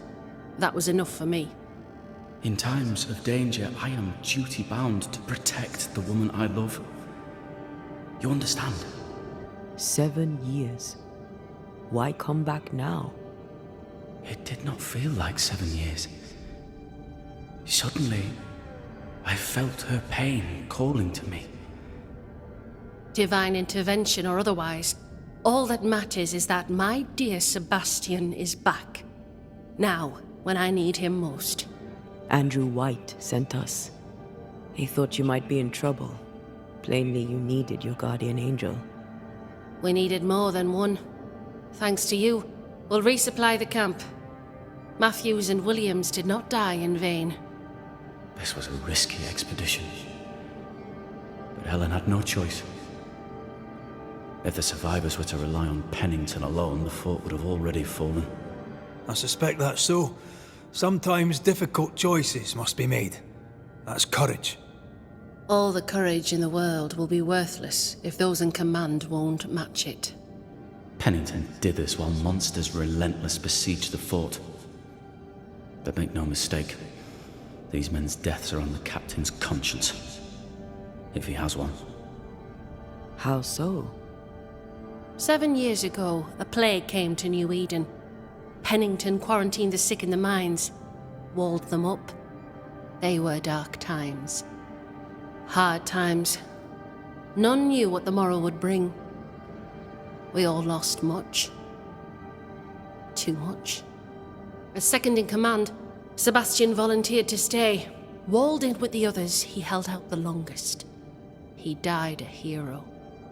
And now the Forsaken are rising. They demand revenge. Who would blame them? I watched them die. Soldiers and miners, sick and hungry, begging for help they knew would never come. Captain Pennington has much blood on his hands. I'm sorry. You've been through a lot. We have. We are, and will persist till we prevail. We should get back to the fort. We will escort you. Captain Pennington.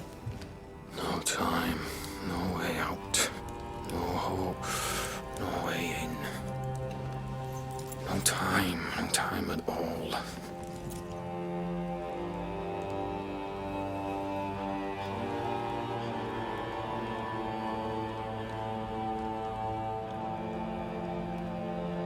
Captain Pennington, sir. Mr. MacRaith, you live. There's work to be done. Work? You had work. A mission. To bring one last glimmer of hope. To gladden our hearts before the pit takes us all. You secretive bastards haven't helped. The job is done. There's no more hope and little enough time. All that remains is the pit.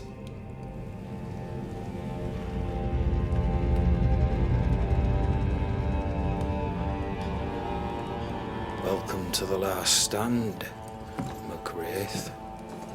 Welcome to the end. I wouldn't surrender just yet, Captain. I found Helen Priest. We brought supplies. A waste of effort on both accounts. Hardly. We saved a life. Resupplied, you may save more. For the sake of what? For the sake of days, a week perhaps? You've saved no one. You've prolonged the terror. The dead will come. Our throats will feel their bony fingers soon enough. The end is inevitable. The people man the ramparts, ready to fight. You sound like Priest. She has changed. Her return to Fort Jericho has made her impulsive, irrational, quarrelsome. I believe she did not fully grieve her husband's loss. Returning to the scene has, it seems, reopened the wound. It festers. She'll join the lieutenant soon enough. When our defences crumble at the last, the pit shall take us all. How do things stand, Captain, as you see them? Little has changed. The dead flood from the mines. We shoot them down and gain respite. Soon, the onslaught begins anew. The clock of our extinction ticks on towards the hour. We may no more defeat the dead than we may vanquish the ocean waves. Folk have little enough hope, and you're leading them further into the darkness. I've heard the whispers, the murmurs, the plotting from the shadows. We hold till the last. We resist, till retribution rises from the pit and drags us all to hell. Well, that's something worth waiting for. I fail to see the appeal of this slow agony. How unfortunate. Because thanks to you, and the time you bought us, the agony will be all the slower. Permission to take my leave, Captain. And if I refuse it? Are you trying to recruit me, Captain? Do you really think I'd take the King's shilling? If I were to offer enough shillings, I'm sure of it. I need no new lieutenants. But if you wish, you may stay. This key unlocks the unused watchtower. You'll bill it while you're here.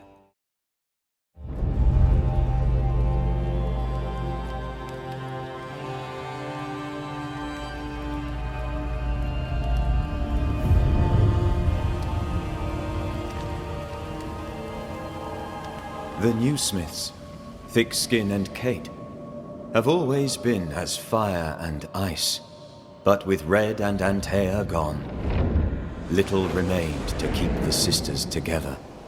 A chasm of grief and rage yawned between them, their bridges burned, and the camp stared into the abyss.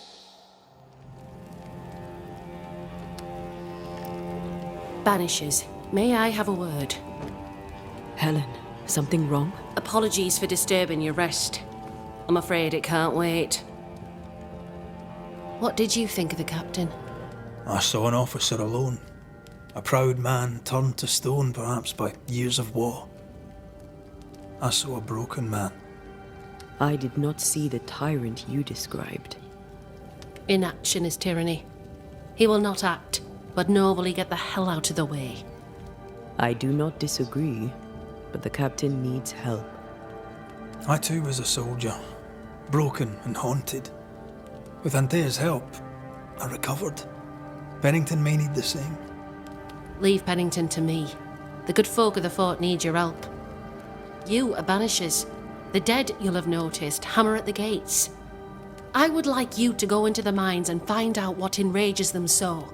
I would like you to do what the captain will not. And while we deal with the hordes of angry specters, what shall you be doing? When the mines are purged, I'll oust Pennington. Where do we go? There is a second tunnel into the mines. The entryway was walled shut during the quarantine. Getting there will not be easy, but the barricade should fall without too much difficulty. After that, who knows? Underground again. Wonderful.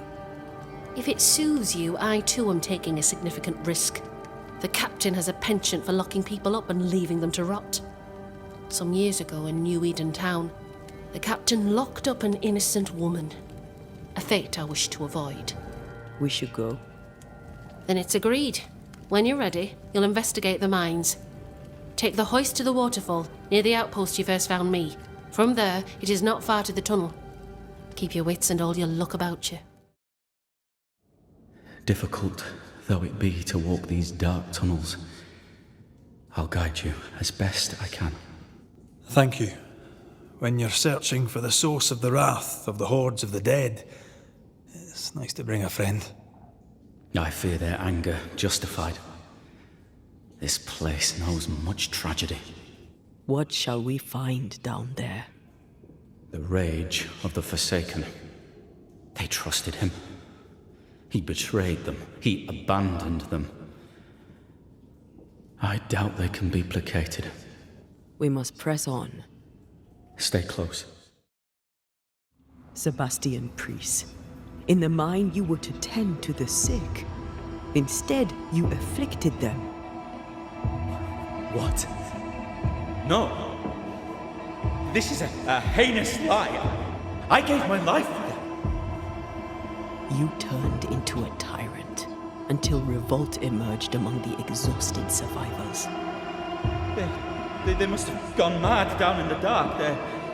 Their rage found a target in me, the captain's man. I died innocent. I died a hero. You lied to yourself, to your men, to us. You lied to your wife. Why did you really come back? I didn't. I never did that. It's not me. It's all a lie. I love Helen with all my heart. Pennington must pay. You must make Pennington pay for his crimes. These must be Sebastian's remains.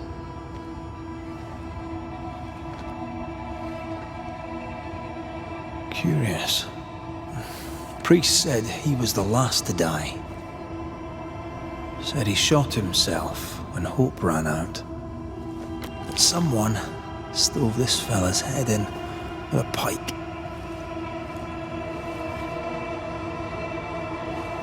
This was no romantic suicide.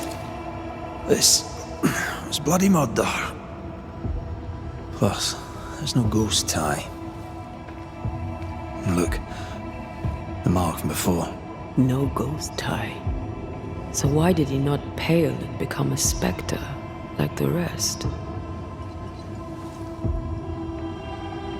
Sebastian told Helen a story.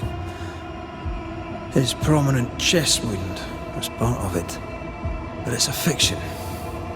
He spun her a lie. I'm starting to doubt the lieutenant's ghost.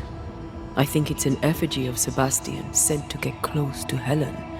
Maybe even to Pennington. Not a spectre. Something more elaborate. But what? And why?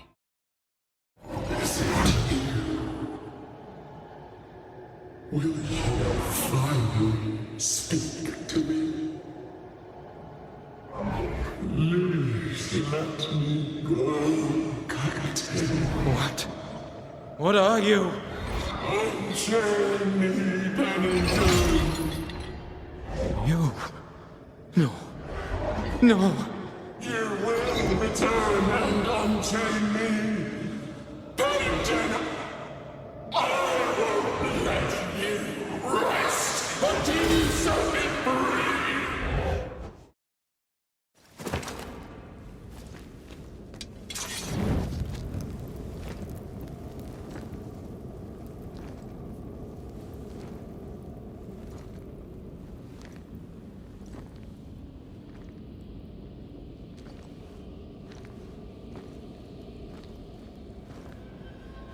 Can you see it? Not yet.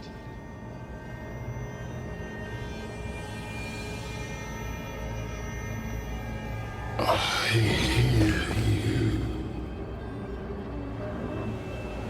Pennington.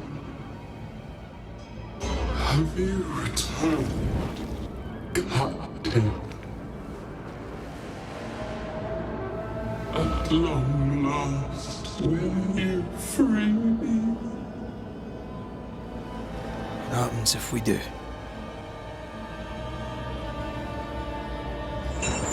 Then I will crawl and climb and knock, and the captain will taste his own medicine. You're Deborah, right? Pennington had you arrested and clapped you in chains. A broken pipe, locked away, forgotten, down in the dark. Lift the heavy chains from her, free me! If we do, will you talk with us?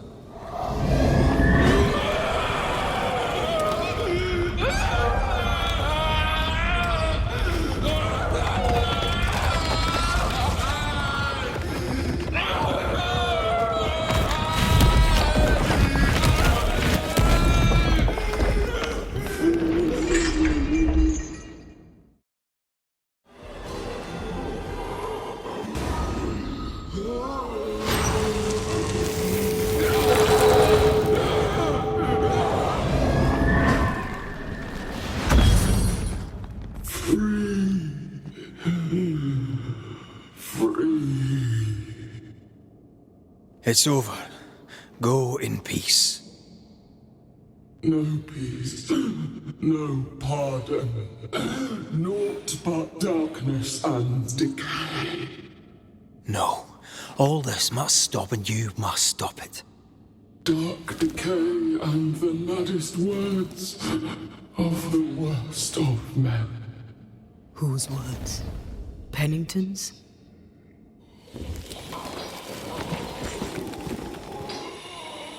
The worst of men.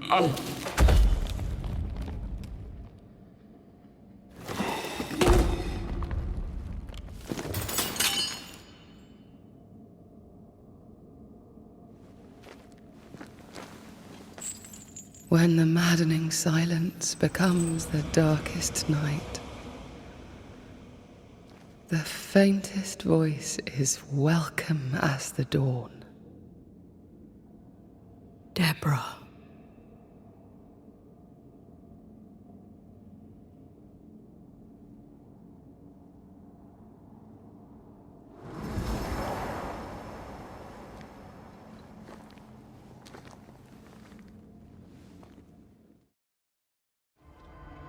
Why, this is mutiny. It is justice. Justice long denied. Wait! Thought you'd been killed in the mines. Soon will all lie dead in the mines. Neither one more word nor a move from you. The mines are cleansed of their madness, which is more than I can say for this room. You banished the thing in a pit. Truly? It's gone? Aye. The puppeteer is no more. The siege is lifted. Don't get excited. You're still up to your neck in shite. You've still to answer for what you did, and what you did not. I do not answer to civilians, nor to mutineers. You will answer to the dead.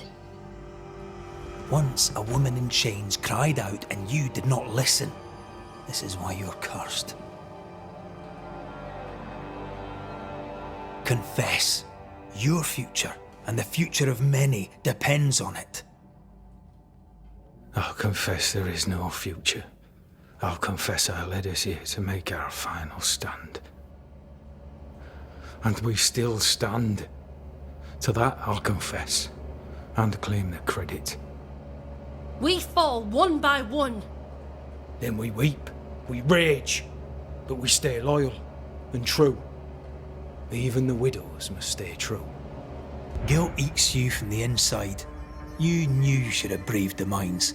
You couldn't bring yourself to do it. I choose to die in the light. There is nothing in the pit but darkness. There's more to this. An older guilt. A deeper fear. Captain, why did you send Sebastian Priest down the mine? I knew quarantine would be trying. A competent commander was required to keep order. Keep them alive long enough to recover. I chose my lieutenant. I erred. He was not competent. All died. Your husband was no hero, Mrs. Priest. You murdered him and now you take his honour too. Another nail in your well-earned coffin, Captain. So, Helen, thing is... Not now. She's not ready. We return with answers to find you in full mutiny. Why now, Helen? Sebastian returned, disturbed. I thought he'd left you dead in the mines. Your mission had failed. I could no longer wait. You may be to blame for the tragedy in the mines, Pennington, or you may not. But the puppeteer wanted you dead. Some years back, you accused a local woman of witchcraft. You locked her up. The puppeteer was quite angry about that. At last the die stopped rolling and my number has come up. I'll tell it now. I'll tell it all. When you slandered her, you knew there'd be a witch hunt. Why'd you do it? There was no slander. It was true. She was corrupt. She was evil. And she was the school teacher. Someone had to think of the children. It's horse shit, but he seems to believe it. We're getting closer to the truth. You acted irrationally. You blamed the plague on a witch, yet applied a quarantine. You recognized her in the puppeteer, didn't you? I'm sorry. Puppeteer? That's what was in the mines, wasn't it? And you knew, didn't you? How long? For how long have you known? What I know and you do not would fill a library. Helen is misguided. Under Sebastian's malign influence, she will remain so. Yet Pennington is little better. Which way do you lean? Though you and your pistol mean well, Mrs. Priest, you do not understand the power that guides you. Do what you must, and face the consequences. Cast the die. You failed, Captain. As an officer, as a man. You brought a curse upon the people of New Eden. No. The fort needs a leader without blood on her hands. I'll do it. I'll place the blame where it belongs.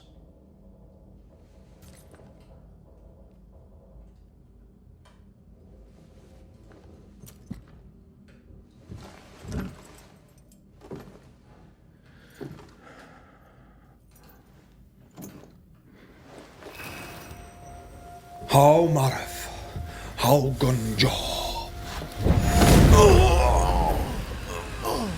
Life to the living. Death to the dead.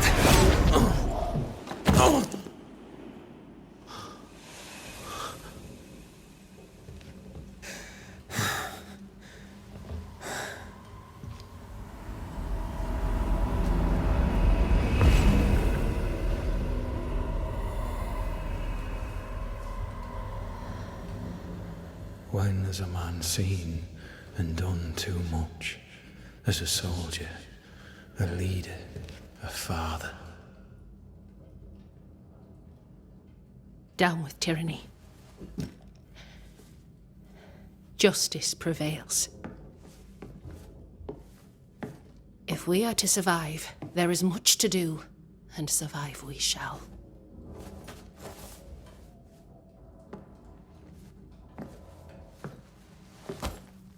For the record, beyond that door, Captain Pennington was tried and executed for his crimes.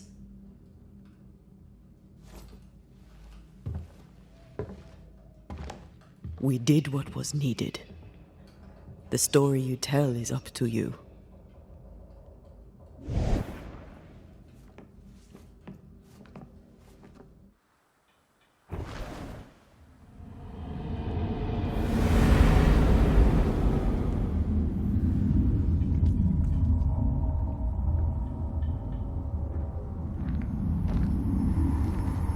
Looks like the nightmare's curse is lifted here. Job done. You're angry. Can tell. Of course you can. Aren't you angry? I'm more disgusted. This region is doomed. I know it in my bones. There's no shortage of suffering around here. Pennington sorted out when he left Deborah to rot. I know that we're together, and it makes us strong, but I'm still wary. Don't lose yourself. You've done far more than I could ever have asked. I'll do what it takes, and gladly. You need not ask it. The closer we get to my body, to the truth about what happened here, the stronger I feel. My senses rise. It's as if I can taste the silence, smell the scent of wood smoke, feel the warmth of your body, feel Deborah's wrath. I feel it as if it were a part of me. I understand her anger. I feel her rage and can't help but relate to it. But that anger of mine, that fear, I thought when I left home, I'd left them behind. Past is the past. You still get to choose your future. Times like this, old wounds can ache. Seems normal. It's not just that. I thought I'd healed. I feel like I've taken 10 steps backwards. So much so that the sister I thought was gone for good seems to be winding her way back to me. Your sister. Ayomide, wasn't it? No. As a child, before I left Cuba, I had a friend. I chose to call her my sister. That night, the night I died, I dreamed of her. I dreamed of Calendre. Are you sure it was a dream? Is that why you left the schoolhouse without me? Yes. It must have been a dream. She wasn't there. I mean, how could she have been there? But I heard her voice. I'd swear on it. How could that be? The nightmare, perhaps? I don't think so. The nightmare felt close. This felt like it came from further away. As if from a different realm of being altogether. What did you hear her say? I don't know. I don't remember. I think she said we were family. Never to be divided. She's after my job. She can't have it. I'm your family now. Nothing's tearing us apart. No. Not even death. Thank you for being the kindest soul I've ever met. Thank you for being the bravest.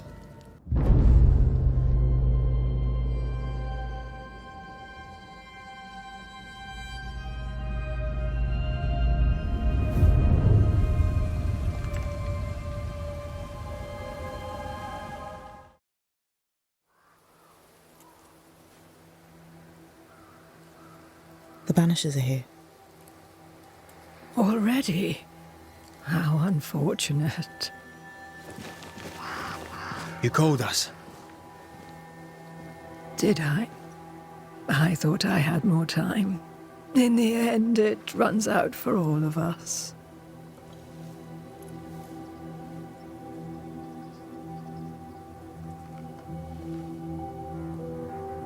As I depart this old carcass, I leave no burning heart behind.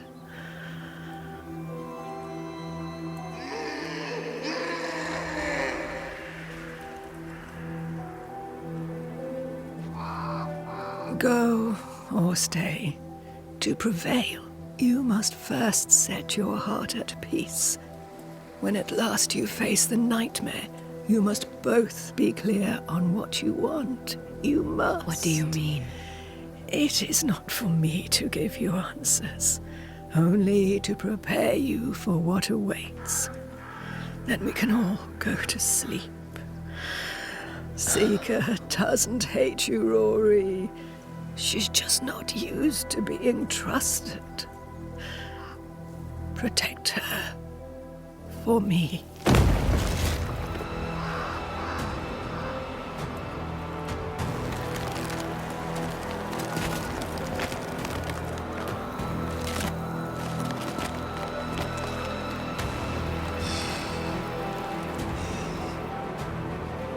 You're too late, old mosshead, as ever.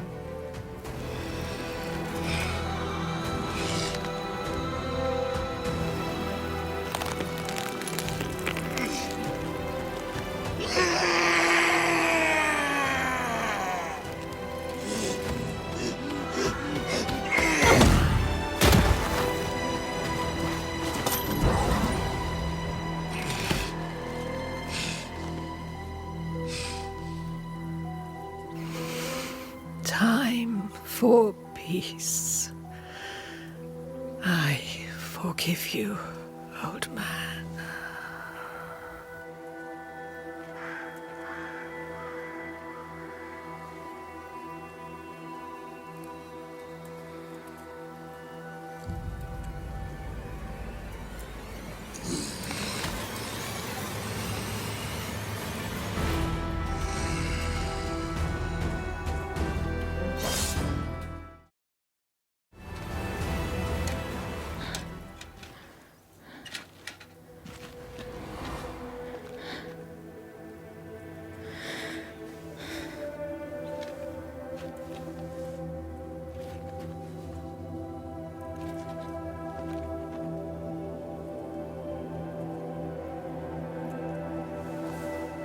Old Mosshead is no more. He'll never drink from your skull now, will he? Another ancient promise broken.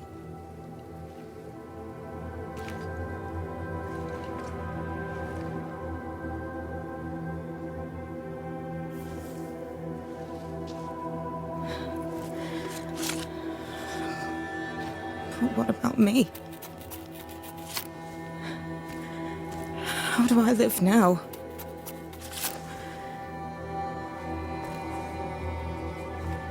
You were all I ever had, and all I'll ever have.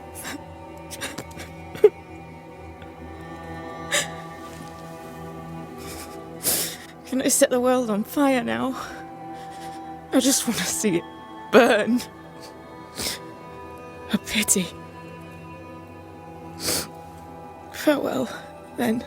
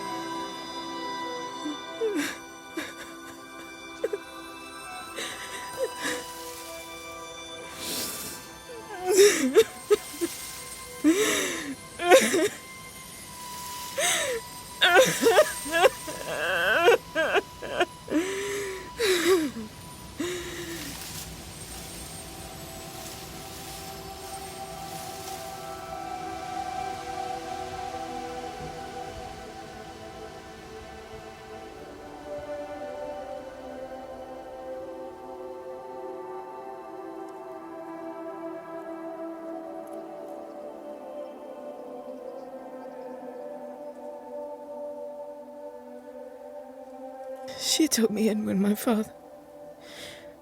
no one else wanted me. She taught me to stand up, straight.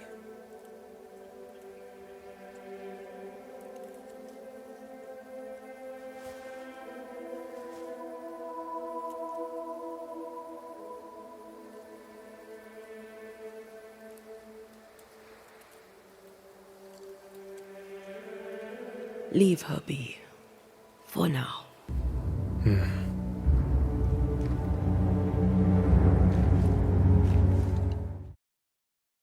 What will become of Seeker now? She'll try to make sense of her pain. Or perhaps she'll sit with it a while. If she has regrets, she must tame them. Grief knows no rule book. When I returned from the war, I walked the wet streets of London for a long time. All I could feel was my heart digging a hole deep inside my chest. After what I had seen, what I had done, I just wanted the pain to stop. I wanted oblivion. You were at your lowest. We all live through our own rock bottoms. You pulled yourself through. I drowned myself in ale. You're the one who pulled me out. Poetic, if melancholic. What's going on, Red? I'm losing my grip. Sliding away, slipping through my own fingers. I've come so far. I don't want to go back. Red Rory McRaith, blood-soaked and vicious. Belongs in the past.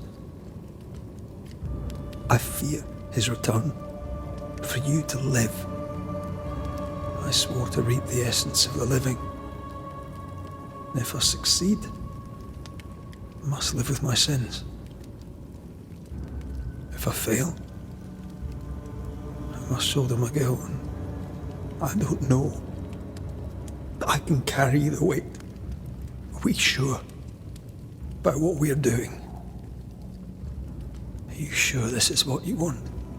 We made an agreement. Are you having second thoughts? I don't know. Maybe. Ceridian's death has changed things for you. Yeah. She had power, purpose. She had love, and she still chose to leave. Maybe she's right. Should we reconsider? It may not be too late to change our minds. But you must promise me, Red, whatever we decide, we stick to it. We cannot change our minds again. I swear it, my love. This is it.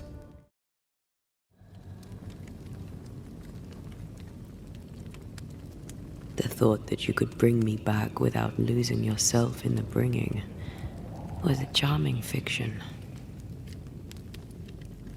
But a fiction, all the same. I'd have shouldered the burden. We'd have done it together. No. The price was too high.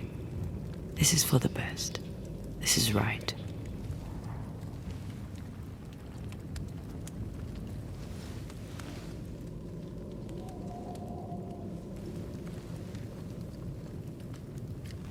So, we ready ourselves for your leaving?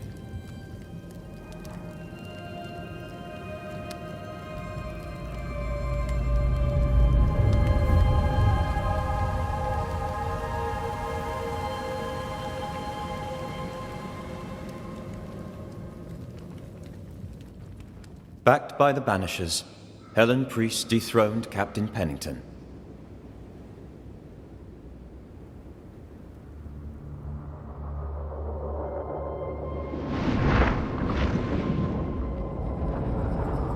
Dark truths were unearthed. Some secrets remain buried.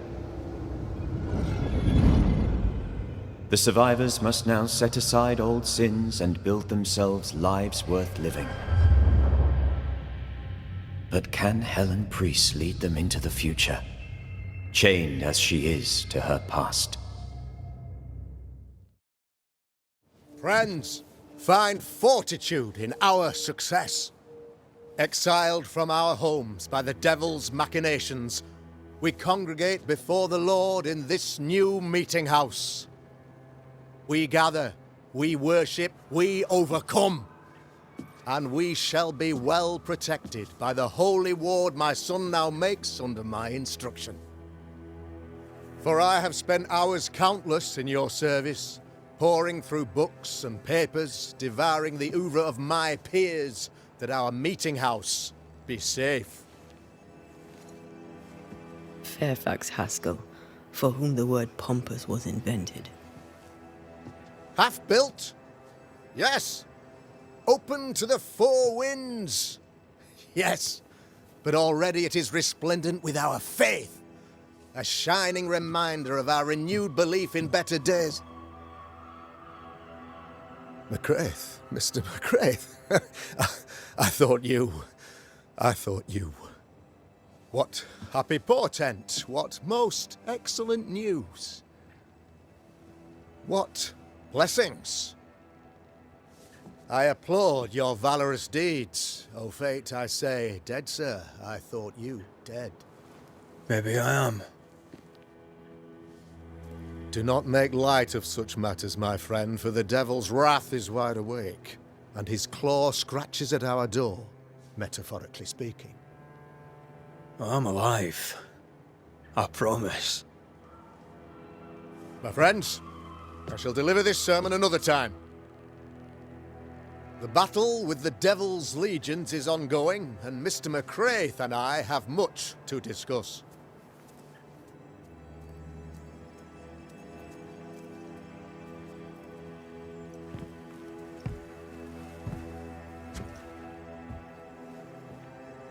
Thank you, Lammy.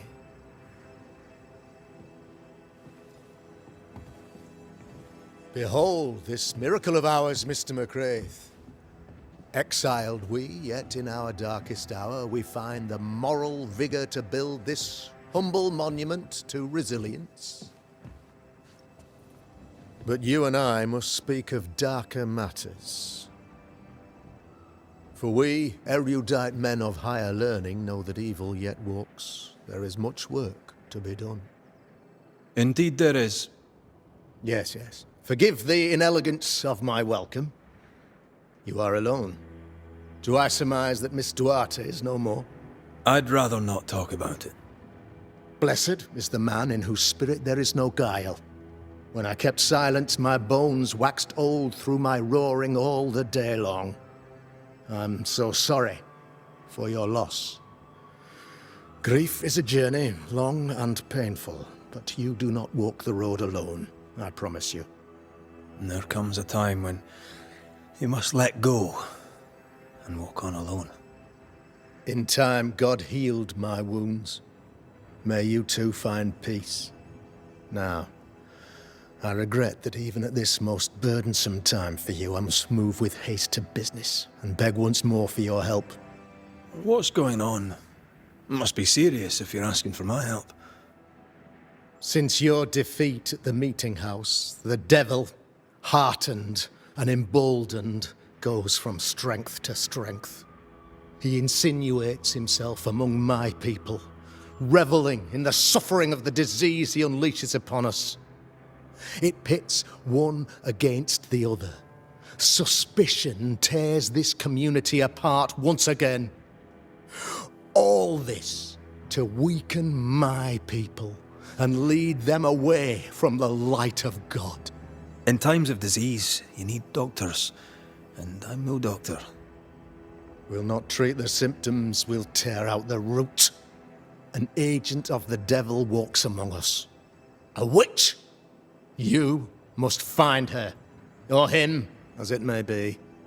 You and I share great expertise, but I'm a man of position, while you, sir, are much more familiar with field work. Go, meet my people, walk amongst them, learn which of them secretly serves the demon, that we may expunge this evil malady from our body politic. What makes you think there's a witch at work here? Aye, sir, I'm a man of God and intellect. I can read the signs. When a so-called mystery disease afflicts half of my people overnight, there can be only one culprit. 'Tis the devil's doing, sir.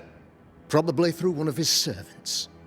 For you see, I understood immediately that the water in the well had been tainted. There are no strangers here. You could self-accept it. No one has fled. The guilty woman, or man, I suppose, remains within the village. As evil walks, the evil are emboldened, but this witch shall see her downfall. Or his, of course. As did the last one. As will the next.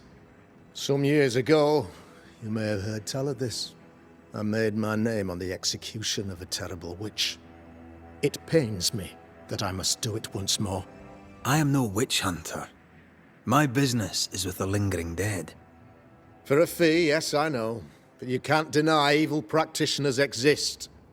A few years ago, I had to cleanse this community from such a threat. Do you mean Deborah? You know a little already, I gather. Yes. Deborah, the crooked school teacher. When Deborah showed her true nature, I was proud to pass judgment upon her. She earned her punishment. Her mask was a good one, as if butter would not melt upon her tongue. But you cannot fool a man of faith and intellect. No, sir, you cannot. You'll not mind me saying it, but for a Puritan paradise, you seem to get more than your fair share of witches. God has not forsaken us, but someone here does the devil's work. Find me a witch, Mr. McCraith. Return this place to the Lord. I'm a working man, Governor, but the Lord does seem happy to pay, so I'll do what I can. Of course. Outside, you must take the stairs. While you're with us, the first house on the left shall be your home. You're the Governor's son, right? Yes, sir. Lamentation Haskell. Friends call me Lammy. Or they would if I had any. Please, call me Lammy. I have so many questions, sir. So many questions. But I suspect this is not the time. No, not the time. But perhaps you may help me anyway. Me? Why, if I can help, I'd be honoured. Your father believes there is a Harrow's witch. Have you noticed anyone acting strange? I'd answer, sir, I surely would, only things being as they are, everyone is acting strange. The curse brought illness, illness brought division, division has led to strife. We could do with some healing, sir, we could. We need you to bring us peace. Good day to you, Lammy. Good day to you, sir. Good day to you both. And a good day to you too, sir. And wasn't that quite the entrance you made? You'll be the talk of the town. So, what brings you to our wee corner of the world? The Governor bade me make the rounds. He suspects evil doing. If it's evil doing you're after, you may turn around and hurry back to New Eden Town. Now, if you'd excuse us, my sister's not feeling well and we must hurry home. Dear Yves, I didn't catch your names. God be with you and your terrible pronunciation. Mary Claire O'Hara. This is my sister, Elizabeth. Noticed anything strange around here of late? Strange? A fine word for the devil's work. I call it evil. Look around you. The Harrows are dying. Our flock took sick. Every last animal dead. Ram, lamb, and ewe. Then the people took their turn. Many of our neighbours are with the Lord. At least, that's where we hope they are. If there's witchery afoot, I'll need help finding the culprit. Do you have suspicions you'd care to share? Well, Caleb Watson lately talks to himself. And if you interrupt him, why, he's as rude as a goat. And he was such a well-mannered man, too. Lord forgive me, but I don't like him. The man has stopped washing. He reeks. Caleb Watson, was it? Where can I find him? He's the cobbler. So you'll find him in the cobbler's shop. I'll let you rest, so. Slan live. Goodbye to you. Be sure to fear the Lord and faithfully serve him. Goodbye to you, sir. Ah, the famed and famous Banisher, the one and only Red Raith. Have we met? I was at the meeting house. You've got guts. I like that. Thank you very much. Ooh, politeness gives me the shits. I'm Phoebe Walcott. I buy and sell. Now then, what's your pleasure? So, have you noticed any strange behaviour of late? Apart from my own? Yes. So much so that now I am almost normal. Caleb Watson, for example. Now he, my friend, is really strange. Is he now? He used to be such a nice man. Now he's aggressive and he smells like the Christmas cat at Easter. Where can I find Caleb Watson? Well now, seeing as he's our cobbler, you'll find him in his workshop. Till we meet again. You mind your good self, do you hear? It's justice. Start anew. Shite on these people. They can't hurt us. But how could you make him kiss it again? Oh there. Are you alright, sir? We're closed. Now. Out with you. Leave. Leave. I can tell from your sunny demeanour that you won't mind me asking you a couple of questions. I'm Red McCraith. I'm a banisher. I'm searching the area for evidence of witchcraft. And you, I can tell, are itching to help me. Show your shiting shapes, goose peddler. No witches here. Only myself, Caleb Watson. The governor bade me make the rounds. Is anyone acting strange? Why would he ask you that? Everyone keeps secrets, and I have a talent for uncovering them. I ain't got no secrets. I ain't done no wrong. Search me house if you don't believe me. See for yourself. And when you're done, if you're any kind of man, you'll come back here, doff your cap, apologise, then shite off and never come back. If you're looking for someone acting strangely, I think you found your man. I'll be leaving you alone for now. A man content with his own company is never alone. You hear that? Good one, right? You done enough sniffing? Tired of the smell of your own arse? You said you had no secrets. That was a lie, am I right? Everyone has secrets. I can smell your secrets from here, mate. A pox on you. And a pox on your questions, too. You'll not take him head on. You must take your time, outflank him. There's burned debris out back. I found bone in it. Where does it come from? You must have little business if you spend your time sifting through my rubbish. It came from the house. Probably. I read your letter to Ruth. It's clear you loved her. Were you telling the truth about Alexander's infidelity? My name is Caleb Watson. And before God and all present, I swear that the letter I wrote to Ruth was a load of shite. Lusting for his beloved Ruth, I set out to ruin Alexander's name, 'cause I'm a greedy little prick. You're frank. You don't sound like you regret it, though. No. The past's the past. Dead and buried. My brother is but a lingering memory. It was terrible what happened to your wife and brother. Might have helped if you'd mentioned it. You must be grieving. Do you mind if I ask where they're buried? Shite on me shite bag brother. And shite on you too. They're both deep in the dirt up at God's Acre, and I'll speak no more of it. What's going on at God's Acre, Caleb? Shite off with your God's Acre, and good riddance to both. God's Acre concerns you not. You need to tell me what happened here. Stop hiding. Nothing happened. Buried. Buried all. Quiet, you.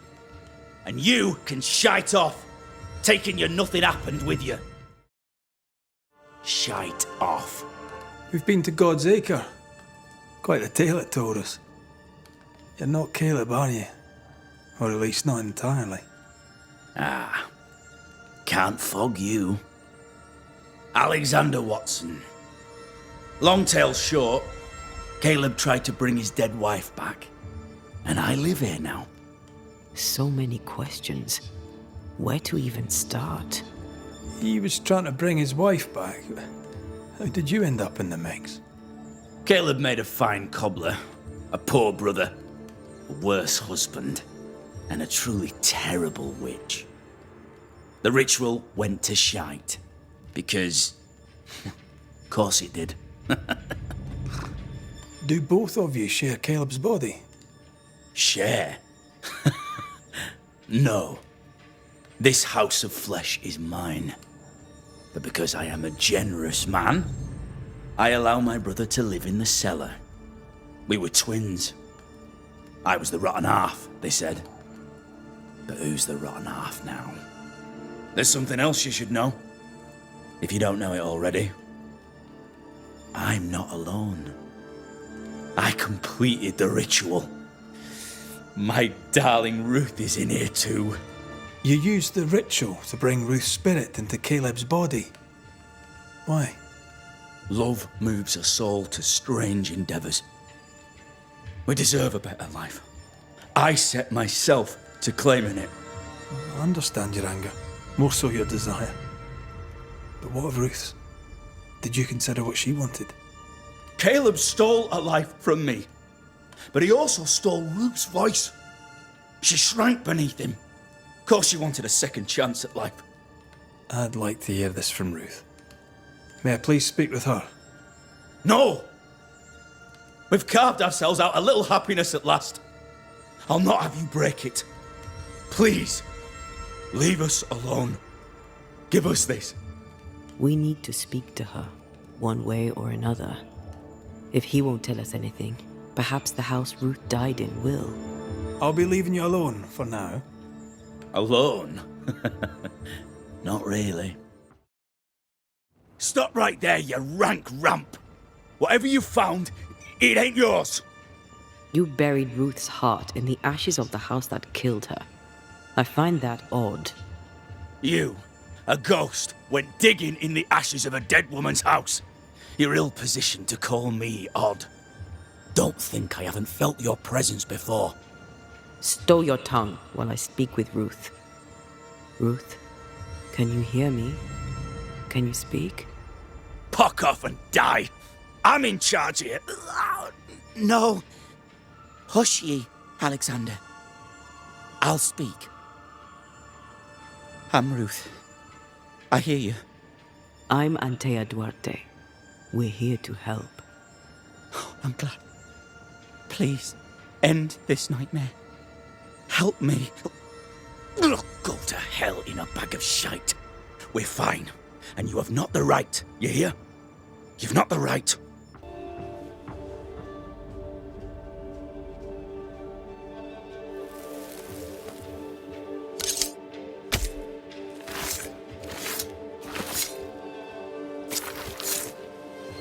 Present yourself. I compel it.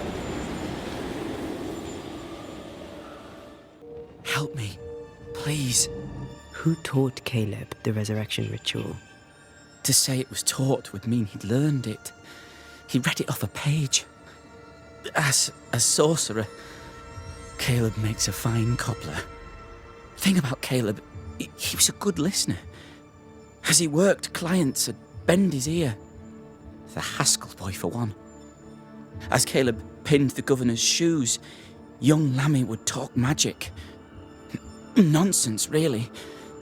But Caleb was listening. Wait, Lammy Haskell gave Caleb the resurrection ritual? After Lammy mentioned the ritual, Caleb became obsessed with it. He begged. Lammy, in his misplaced generosity, gave it. Caleb was intent on dark work. Lammy furnished written instructions. Caleb's letter changed your life. How did it feel at the time? It tore me in two. I loved Alexander, but I deserved to marry a man who would be true. Caleb seemed decent. I believed he loved me. I thought I married the better brother, but I'd married a liar. A liar and a devil. And yet, not even he deserves this. No one deserves this. How did Caleb treat you? With adoration. I was an idol. Worshipped, yet unloved. He was the sculptor and I was the statue. Smiling down, unmoving from my pedestal with nothing to say. Now I'm sewn into a festering sack with the quivering remnants of my husband and the angry ghost of his dead brother. Please, let me out. Ruth, your husband Caleb's botched resurrection ritual brought you back, but allowed his brother Alexander to take you hostage. Once we deal with the Watson brothers, you shall be free to ascend. Do what you must. I'll suffer it if it leaves me free to go. No! We can stay. Please, Ruth, let us stay. Look at you. You're counterfeit, a sham of a thing. Your so-called life is no life at all. Caleb lied and stole your love. But when the time was right, you lied and stole his body. We're ending this nonsense now. Alexander, you were wronged, but Ruth owes you naught. Not her life, nor her death. I'm not my brother. I am the man who runs into the burning house. Ruth owes us nothing. But my love is true, and his is not. Your love is not measured by what you win. It's measured by what you're willing to let go. I'm sorry, Ruth. You deserved better. Better than him. Better than me. Send me away, Banisher. Let the devil stoke the flames of hell for me, and we'll see if I burn. Take your head out your arse, you're not that important. Right, hold still, both of you. Let me pry you all apart. You have no more reason to stay.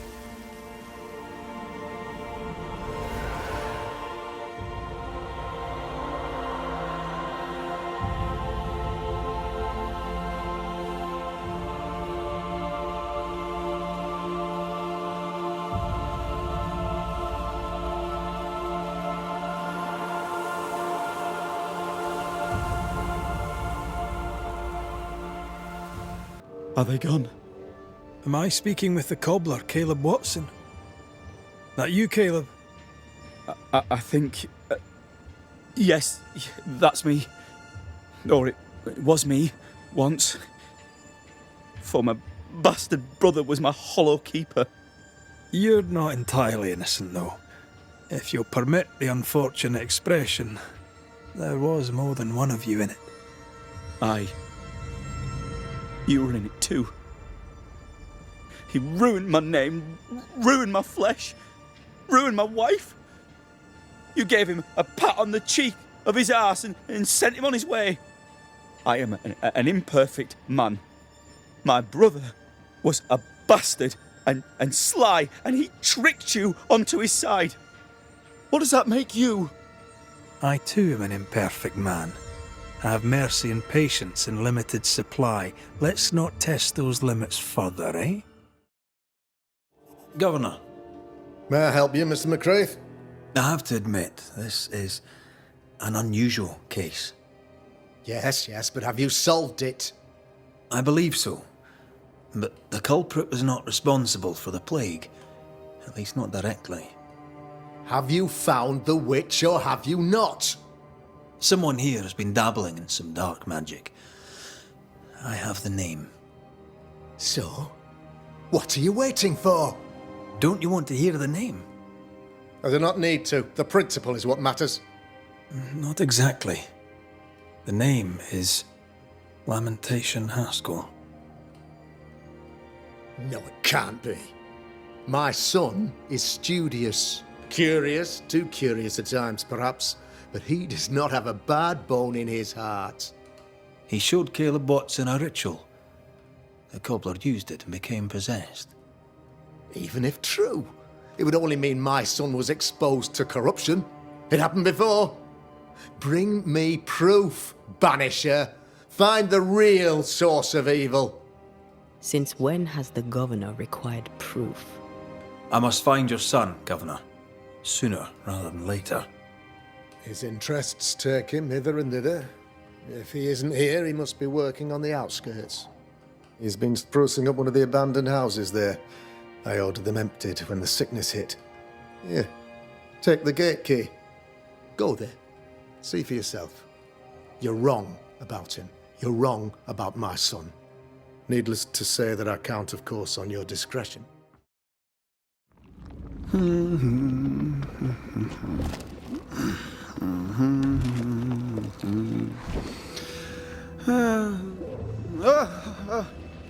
So, you can see me. Aren't you full of surprises, young Master Haskell? You may talk. A Banisher ghost. Amazing. How on God's earth did you find me? Never mind that. Thank the Lord you did. Thought I was going to grow old in here.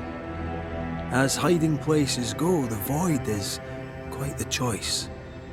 Yes, an amazing place. Or plane? World?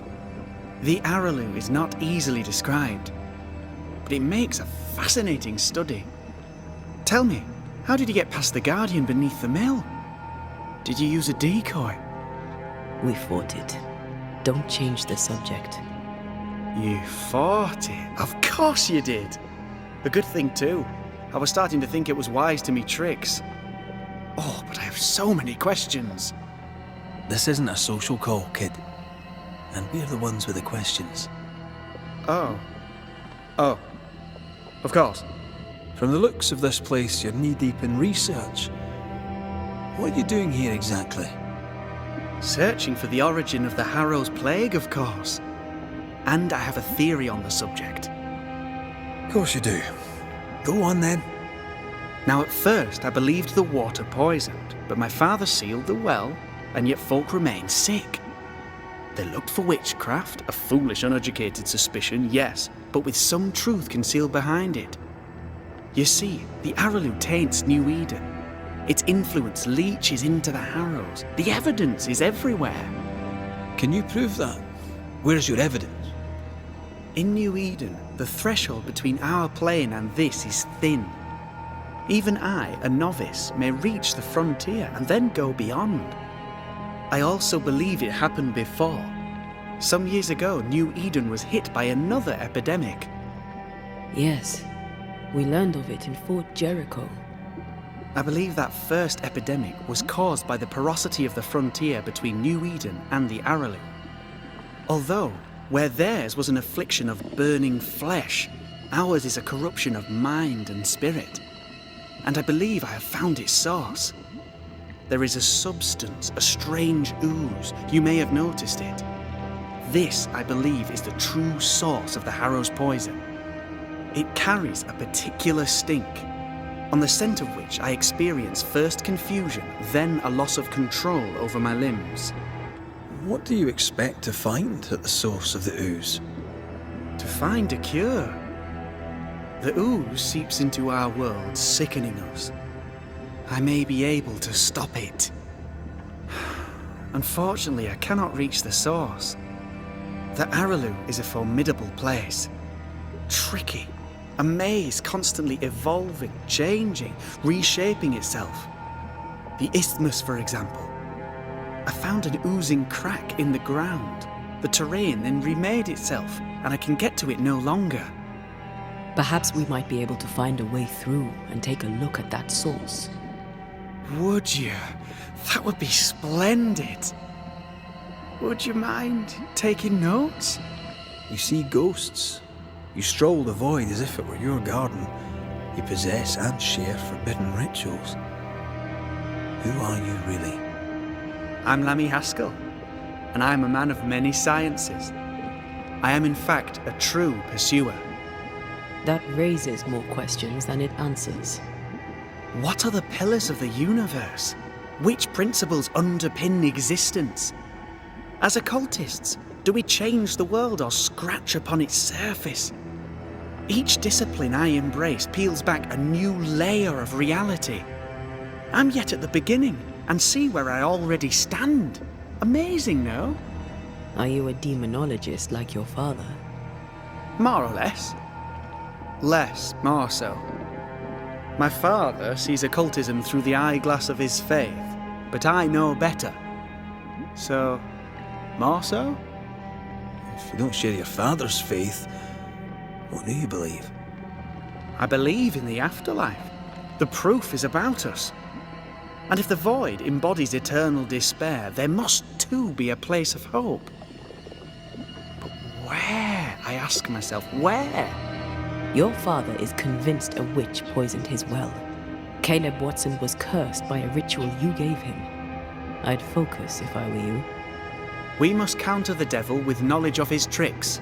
That, my father always said, is the purest of God's work. Aye, I can imagine your father saying that. When I was 10, he gave me my initiation. Demonology, sir, as he would say. He saw me as his heir. Then, of a sudden, the books were forbidden. So I stole them. The very same books he'd forced upon me as a boy. I understand them where he does not. I did no wrong, apart from a little theft. Let's go take a closer look at that ooze, then. And with that sorrow gone, I can leave. Do be careful. My home is your home. If you need anything, help yourself. The Araloo is not your home, Lammy. But thank you. The devil still breathes through her mouth. We are cursed, and you are stalling. Clemency, Antipas, please. The woman has been jailed. As per custom, she will face trial and justice will be brought to this community. Coming from a magic user himself. But can you or your demonologist discernment really be trusted? How dare you insinuate such blasphemy? I'm a man of faith.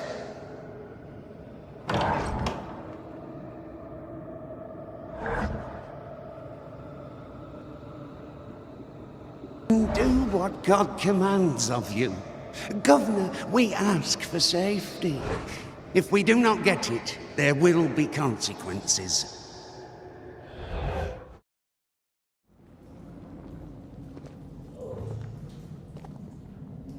Oh, this can't be good.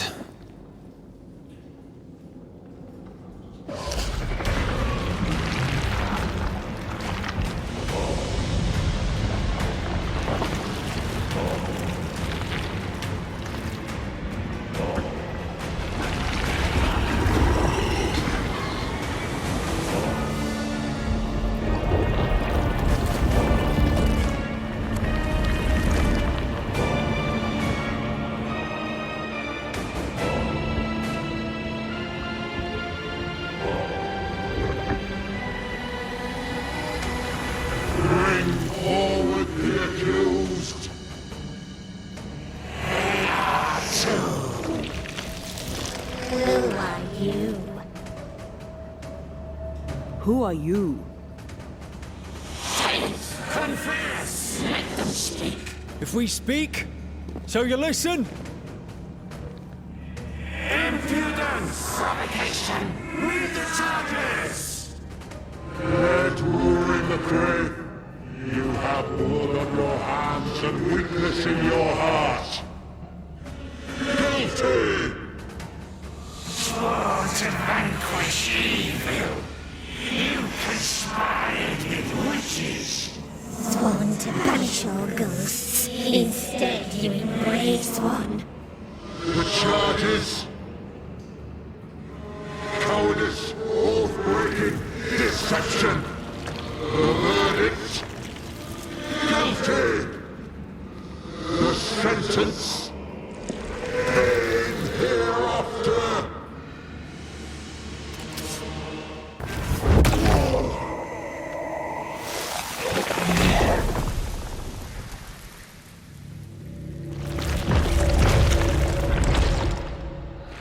Antea Duarte, you fraud, you cold-hearted deceiver, rise for the verdict. Alive, you banished parasite ghosts.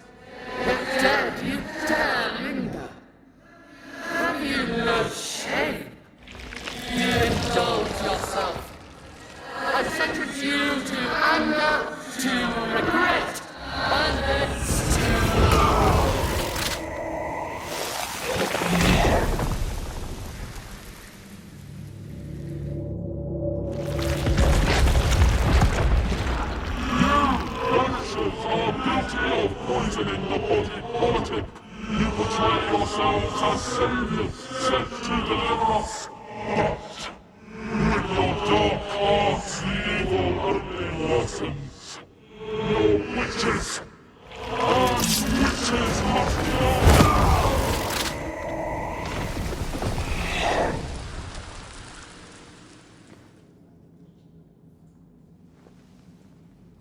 We have passed judgment. The guilty are known.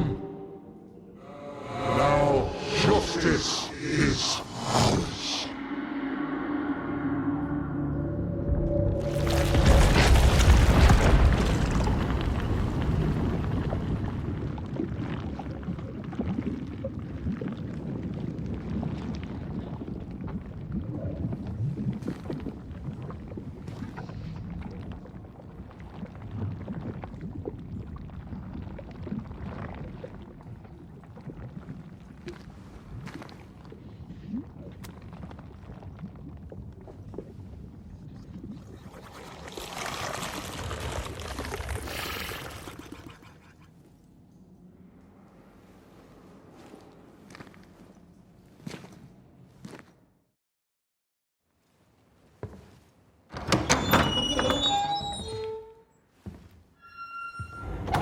The Lord's promise of salvation from hell pleases them.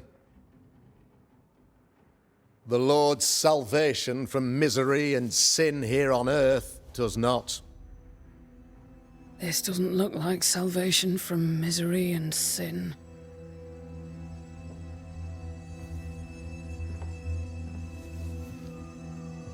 The wicked pray for deliverance from the fires of hell,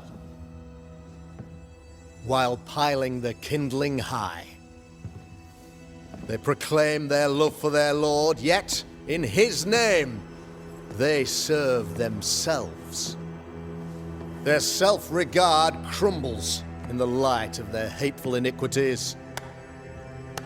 So true. Mr. McRaith, my friend, I'm so glad you agree. Now, the wicked man never questions... I have your answers. What? Yes, good. Perhaps we should discuss this privately, if you'll give me just a moment. It's quite the story. You might not wish to hear it. Neither may the good people here. Please, this is not the time. We want to hear the story. Let the Banisher speak. Tell them, Red. Tell them good. Aye. There's a story that starts with a question. A question for you, Governor. And maybe for all the good people of New Eden. If I give you a witch, will you do what you did to Deborah Comenius? Comenius, say you? The school teacher walked with the devil and paid the appropriate price. That's the beginning of the history and also its end. Is it, though? I've learned much about Deborah Comenius and what happened to her, and it tells a very different tale. And what story, pray you, does it tell? It tells the story of a woman, a teacher, living peaceably among friends, until there came a plague. In fear, the good people went to their governor. The devil walks among us, they said, and you must save us, or we will find someone who will. This governor knew he could not save them, but he could give them a witch. The train band captain shackled the school teacher and locked her away. She would confess, or she would be judged. Deborah Comenius was a witch, Mr. McRaith. She was the devil's tool, and worse, much worse. You're a pompous coward, fearful of anyone different, as human as that is.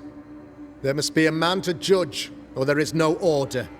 A man to make the judgment, and a man to enforce it. Of all people, you know this. I have been that man. I'm no saint. I just don't mind saying it. A sinner and proud? So why should we listen to you? Admit it! You toy with magic you don't understand. You, sir, are jealous. I, sir, am tired. I've done my job, fulfilled my contract, I've found the source of the curse. The poison below the well is no more, no thanks to you.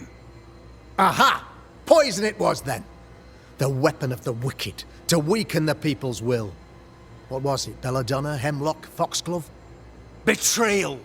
Truth unspoken. Secrets and lies. Wrongs, basically. Your wrongs.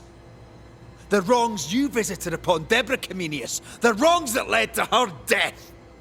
She died at the hand of the body politic.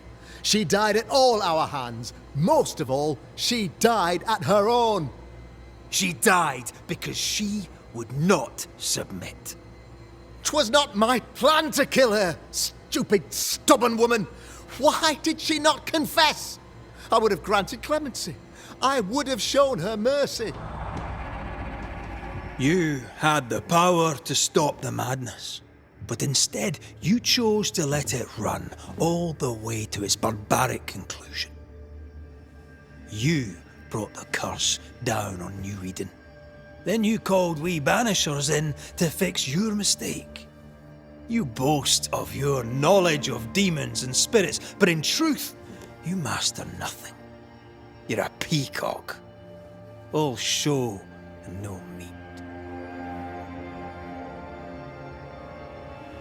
I'm not here today to bring justice. But this man, your governor, brought death to your doors. No. He deserves blaming.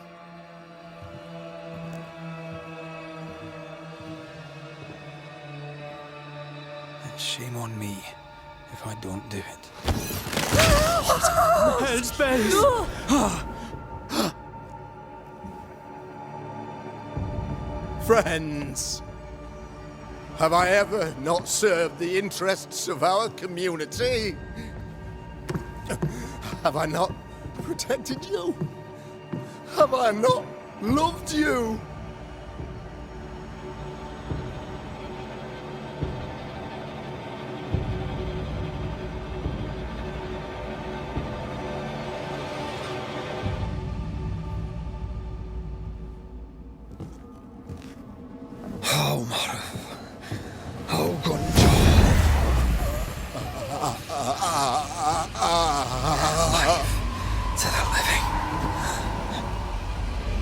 Death to the dead.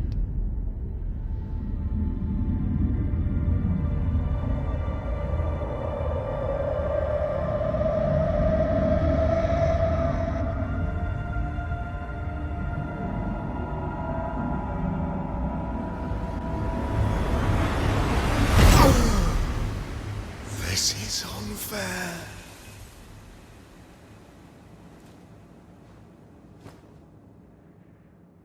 Is the evil gone for good? Far from it. Then who will protect us?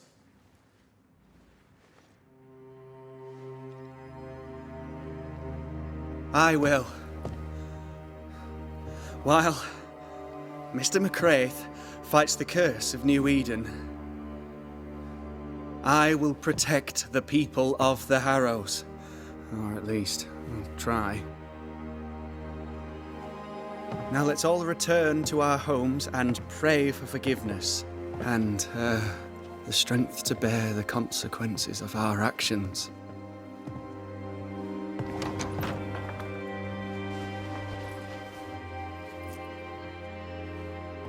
Your fee. One of the many debts my father left me.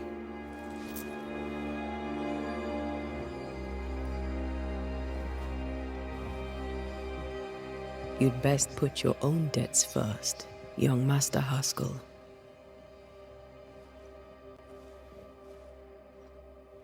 Don't I know it?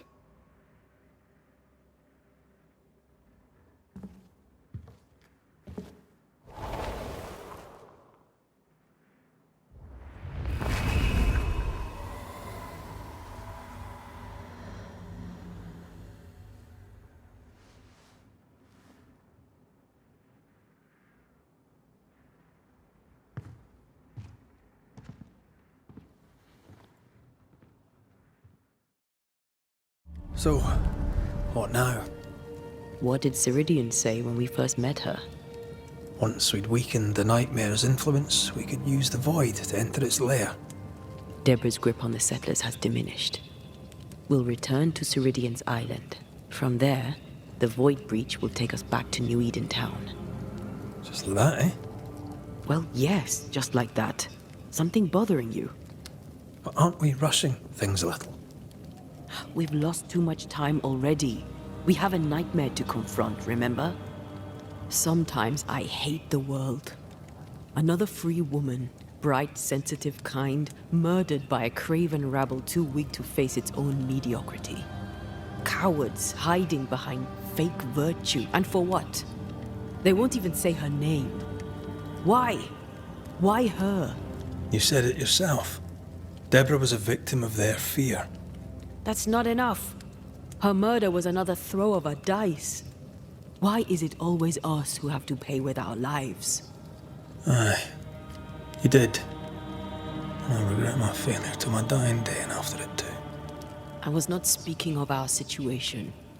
When I left Cuba, anything could have befallen me. I was bright, free, talented. Though I had the wrong tongue, the wrong sex, the wrong skin. I defied life. I expected so much more from the world. I was arrogant.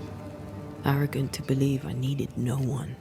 To shut out my mother and experience curandera and listen instead to my sister.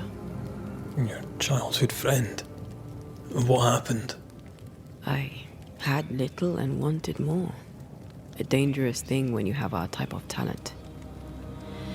Anything could have befallen me, but it didn't. This has been hard for you. For me too. Perhaps we should think of how far we've come together and take heart. I am dead, Rory. I am dead, and sooner will be gone for good. You think I don't know this? So act like it. I'm not the enemy here.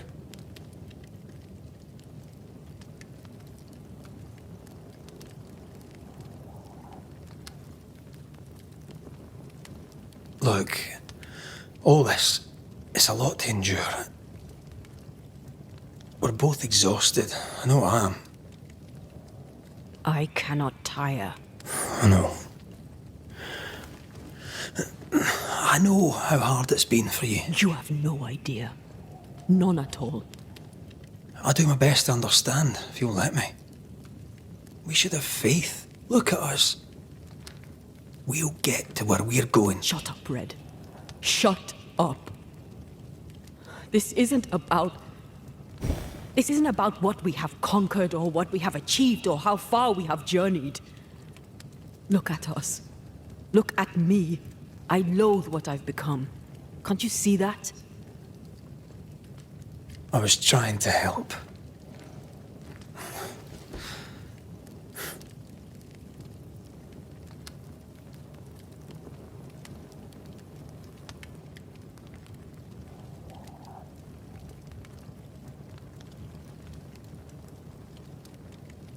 I'm sorry. Stop apologizing.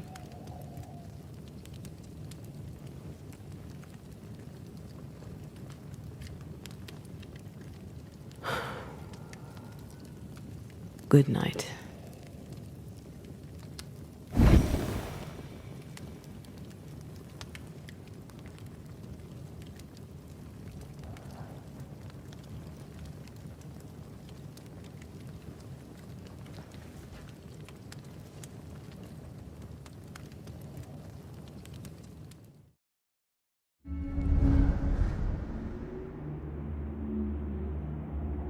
Is it worse to lose your faith in your fathers than it is to lose faith in yourself?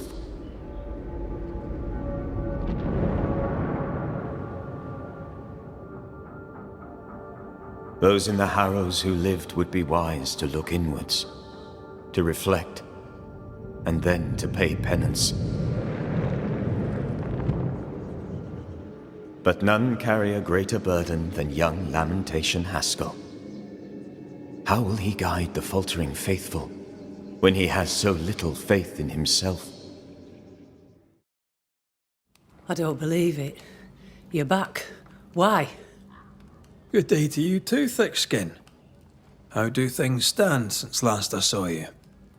Would it please you to hear all is well and you are the author of it? Well, all is not well, and yes, you are the author of it. Kate is gone. Where? Why? We had an argument. Harsh words were spoken. She left for the woods. I would have you bring her back. I don't have time to go chasing after her. What makes you think I do? You will do me this favour. After all, the situation is at least in part your fault. My fault? If your bond with your sister is broken, I suggest you look closer to home. All was well with us before you came, Banisher, and now it is not. Folk worry. I must settle them with Kate's return. They still don't know what you did, do they? She's probably gone to the hunting lodge she likes to spend time in, near the road to Boston. Find her, bring her to her senses, then send her back here. Send her home. Do you know anything about Kate and a certain Grace? That's a name I haven't heard in a long time. Why do you ask? I found a letter, an old one, addressed to Grace, but mentioning Kate. It'd help to know who she is. I can't help you, and if I could help you, I wouldn't. After all that has happened, Kate's tale is hers to tell, and hers alone. Deborah Comenius wrote the letter. All the more reason to direct you to me sister. All right, then. One last question. Does the name Seeker mean anything to you? Seeker, you say? Now this I can answer. I've never heard that name in my whole life. Well then, I'll be leaving. How did you find me? Thickskin said I might find you here when she sent me looking. Oh, I don't want to hear it. I'm trying to track someone down, and I was hoping you could help me. I doubt I'll be much use, but I'll help you if I can. So, I found your name in an old letter. It was addressed to someone by the name of Grace. It was written by Deborah Comenius. You're tenacious, I'll give you that. But must you push so? Deborah wrote of a cabin in the woods. Could this Grace person have found it? I don't know. It was all a very long time ago. I had forgotten her. Did Grace ask you for help? No. Grace Pennington vanished. No one ever saw her again. Grace Pennington? As in Captain Saul Pennington? Pennington had a daughter, and you knew her. I knew her, but not well. Deborah had her in the school and spoke of her from time to time. Shy as a porcupine and twice as prickly, as I recall. Deborah wrote the letter in February 1688. When did Grace disappear? Months later, Pennington accused Deborah of being a witch. In my recollection, that moment overshadows all others. What did Grace look like? I remember her thin and boyish, encumbered by dresses she hated to wear. That sounds like Seeker. Does the name Seeker mean anything to you? It sounds less a name than a calling, but neither mean anything to me. We done. One more question. Did the school teacher keep a cabin in the woods? Deborah spent much time walking the woods, trying to understand New Eden, she said. Now that you mention it, I remember a snowstorm. She spent 3 days in a hut not far from here. Southeast, across the drawbridge, along the path towards the mine. If it's still there. Goodbye, Kate. And be careful.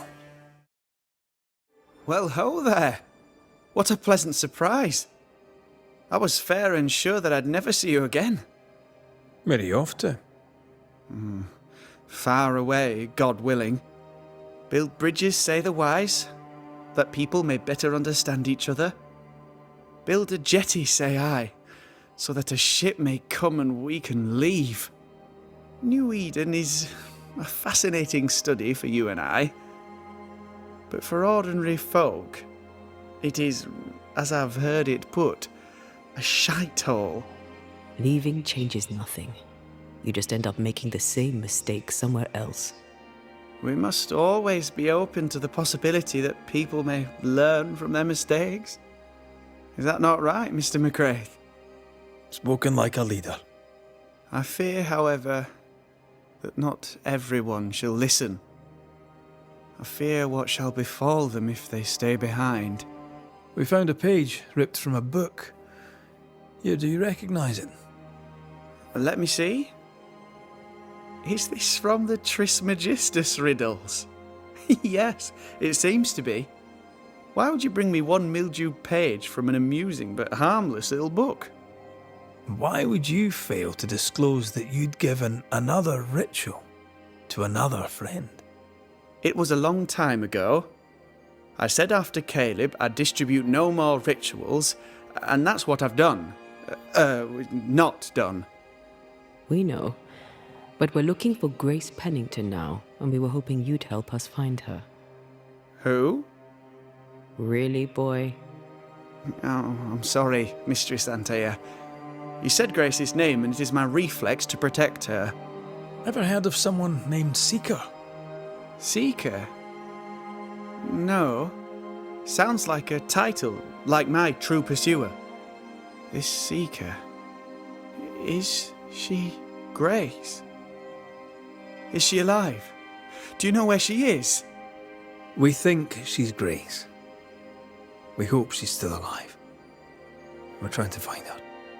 We think she's hidden herself away behind your dissimulation spell. Then you'll need to unravel it. Shouldn't be too difficult once you're armed with the salient facts. When was the last time you saw Grace Pennington?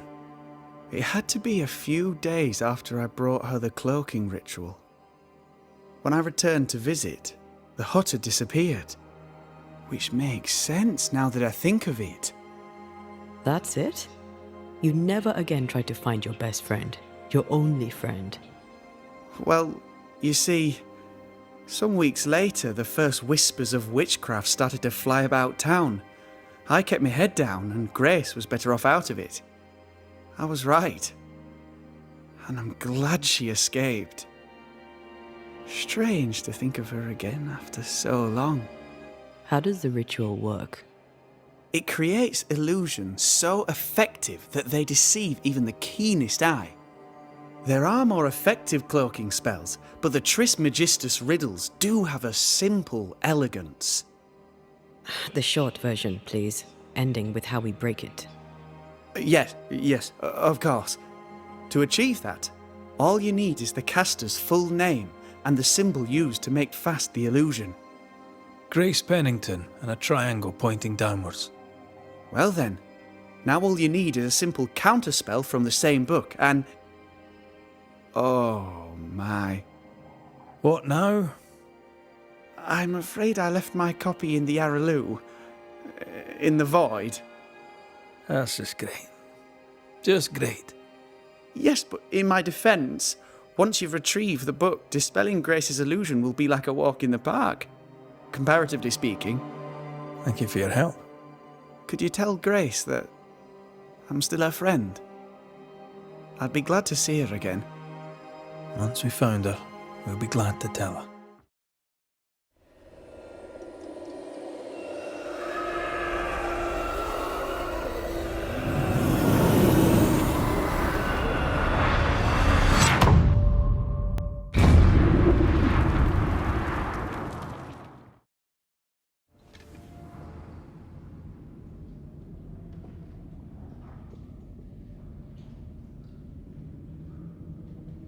Let the veil of unknowing be lifted.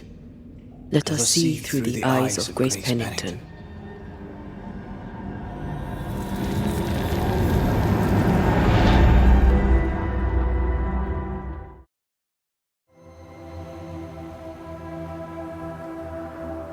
Ceridian? You're surprisingly slow, even for a banisher. You're late. Or early. At last we find you. Missed me that much, did you? You could have hurried. You always think you have more time, and suddenly you don't. It wasn't in vain. We have come far and learned much. I hope so. but don't think you have it all figured out. You're still Banishers, after all. We are indeed, Grace. So, you know. I know you're Pennington's daughter. Still, can I see the family resemblance? In the end, neither could he. I must have hurt. Does it matter now? The captain is no more, and till the end, so was his daughter. I defied him. I sought forbidden knowledge and stepped beyond the boundaries. At the end of that most painful of journeys, Grace was dead. And Seeker was born. Yes, it hurt, but it was worth it. I accept it now. I accept it all. Ceridian has left a hollow, and I am called to fill it. I accept. I am ready for my role in this world. Are you ready for yours? The time has come for us to go back to New Eden and face the nightmare. Yes. Balance must be restored. You must face your fate and end the curse. Ceridian said the only way back was through the void, but the pond seemed broken. We need your help. Of course you do. We're listening. Remember Ceridian's words. If you were to defeat the nightmare, your hearts must be open to each other. No barriers. Your bond must be strong. We've never been stronger. This void breach is not like the others. This one leaks. This one sits at the rotten core of the entire region. You must leave whatever still burns in your hearts at the threshold. If you don't, the void will kill you. Do you know where in New Eden Town the void shall lead us? The trick is to focus on your happiest memories and let them take you there. At least that's how it's always worked for me. We'll try. And when at last you succeed, I too shall return to New Eden Town. I shall see you there. And with that, we'll take our leave. Bring peace to this troubled land and your troubled hearts, my friends. I know it's not easy to hear, especially when it's me saying it. On the contrary. Thank you, Seeker. We'll do our best.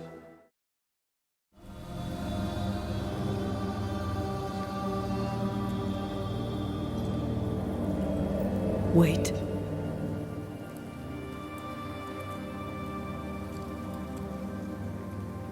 This is it, isn't it?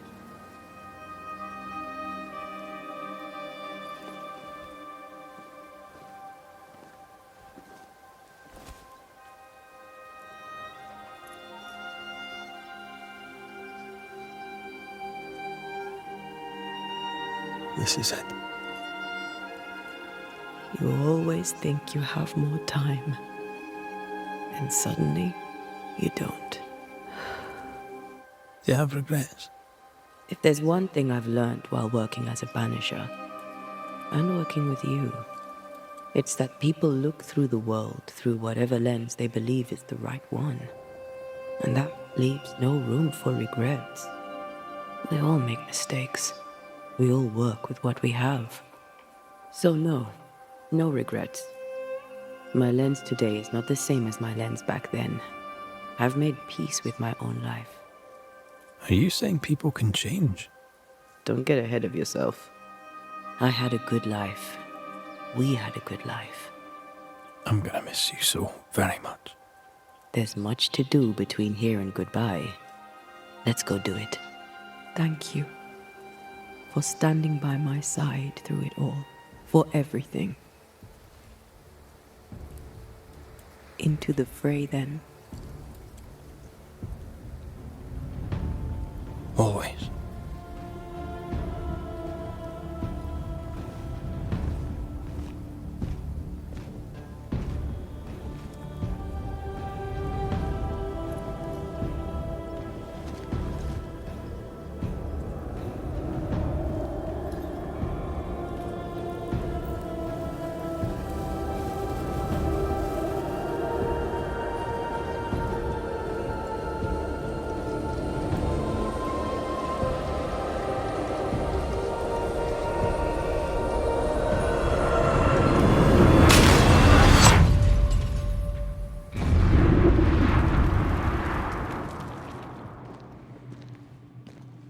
What is it? Baggage I may need to finally face. Let's press on.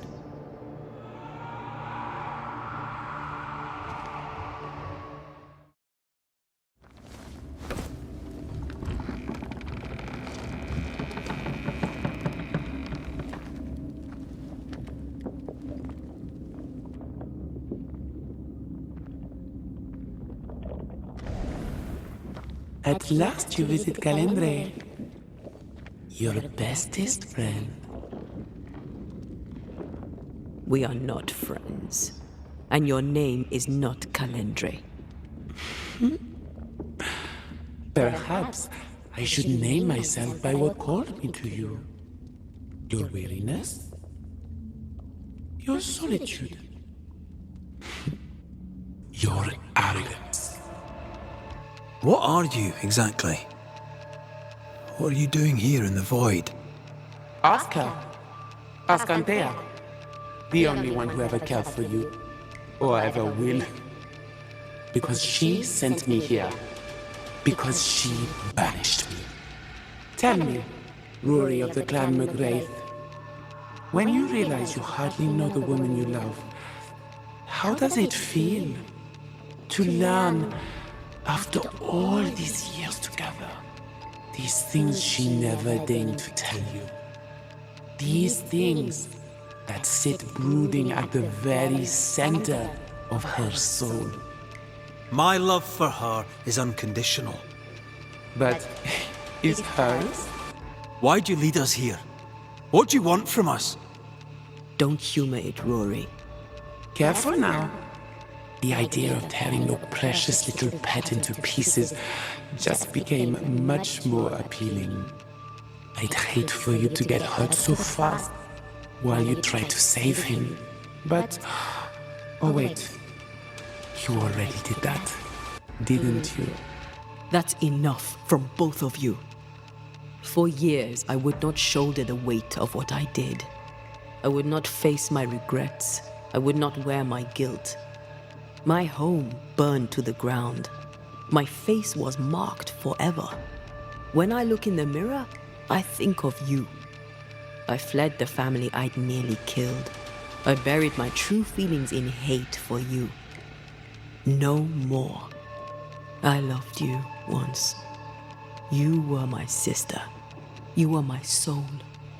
I don't care what you really are. To me, you are manipulation and lies and nothing else. If the void birthed you, then I pity you. I forgive Calendre for being nothing but a mirror.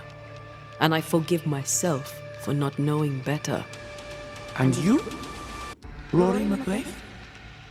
Can you forgive her for leaving you alone and unloved and haunted only by her memory? I don't need you. I never did. Your tricks don't work on me. Not anymore. I shall not let you go. No, this is my realm now. You sent me here. And now that you have joined me, I shall feed. Then you are still a fool. Antea, Antea. Such a clever girl. So good with words of power. Is that how you seduced your little pet here?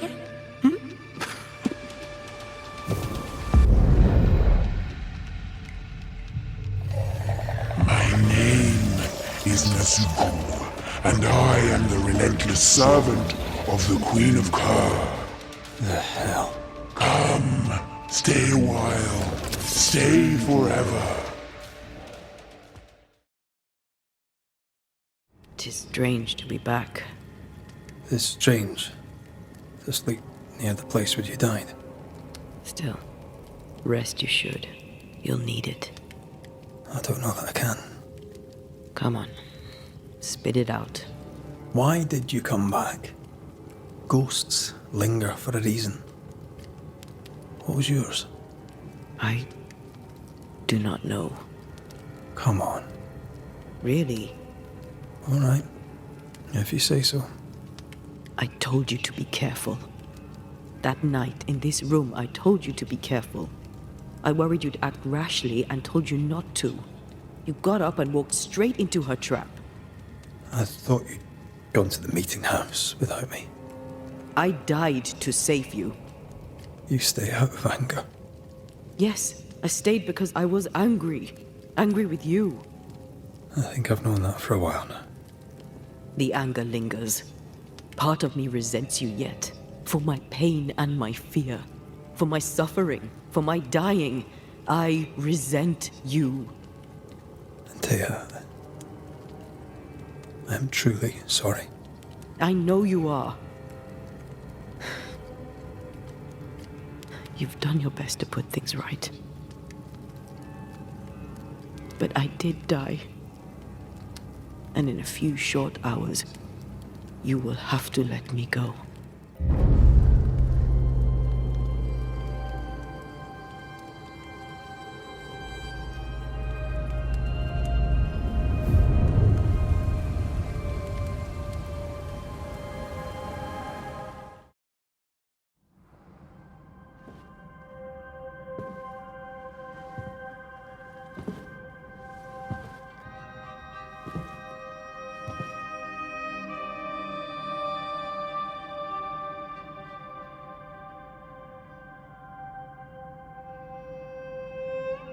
So, the circle is complete.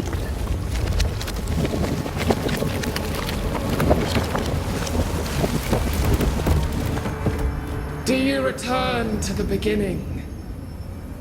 Or is it the beginning of your return?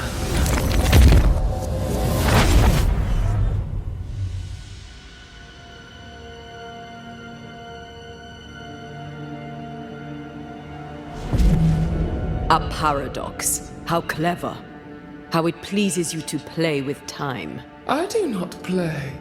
Deborah, we know what happened to you. We know what they did to you. What they did. What they do. I shatter yet. We're not here to hurt you. You have my body and I want it back. That's all.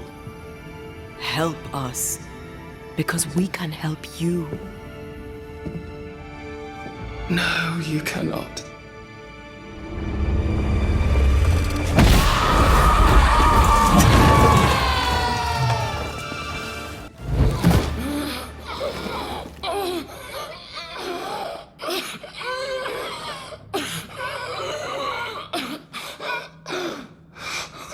Enough.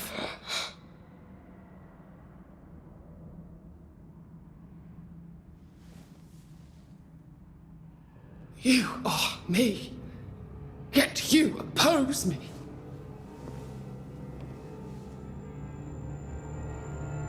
They murdered us.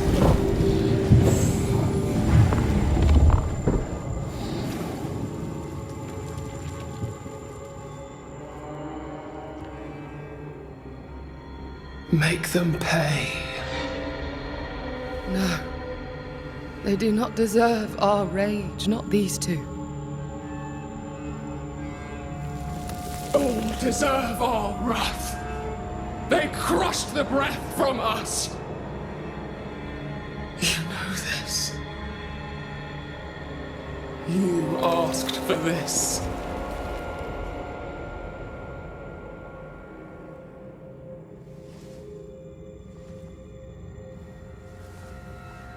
Not anymore.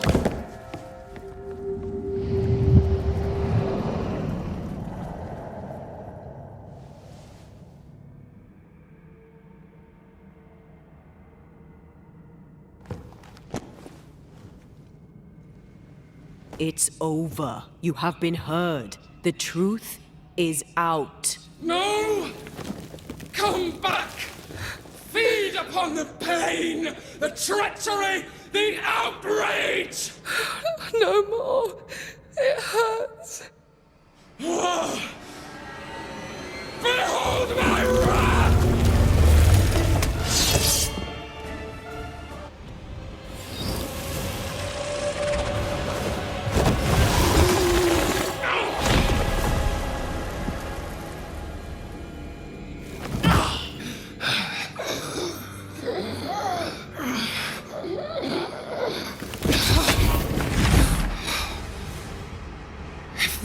they win. All of them. Enough pain now. There must be a reckoning. The pain may end right now. The reckoning is here. Spare me your compassion, for it comes far too late. Who are you? I am retribution. A word, an idea. But who are you?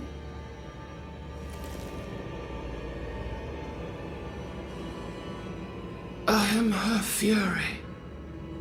No longer. I am their nightmare! You were.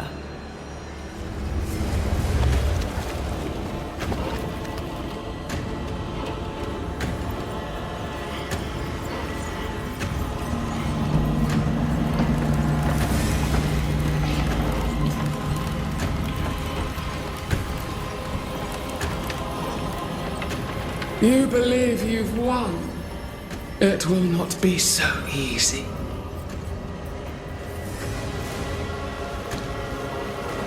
For I will haunt your dreams.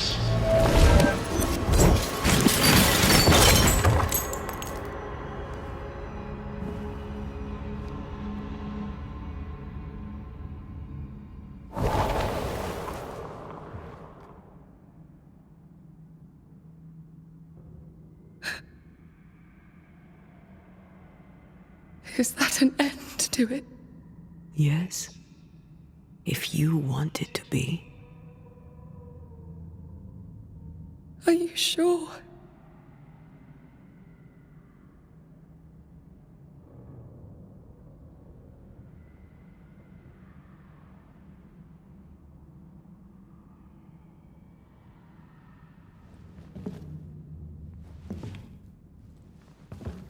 In your hand you weigh my death, the last stone laid upon my broken body. I'm so very sorry. Will you leave? Are you ready? I have lingered so very long.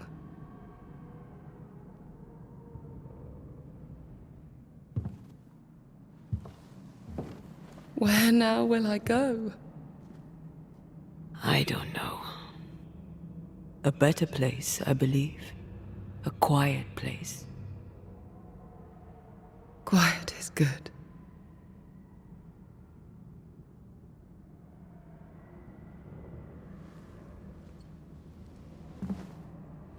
Deborah Comenius, mere words can ill describe your suffering. And if they could, I'd not utter them now. Enough wrong has been done you. Your tale is told, and we thank you for it.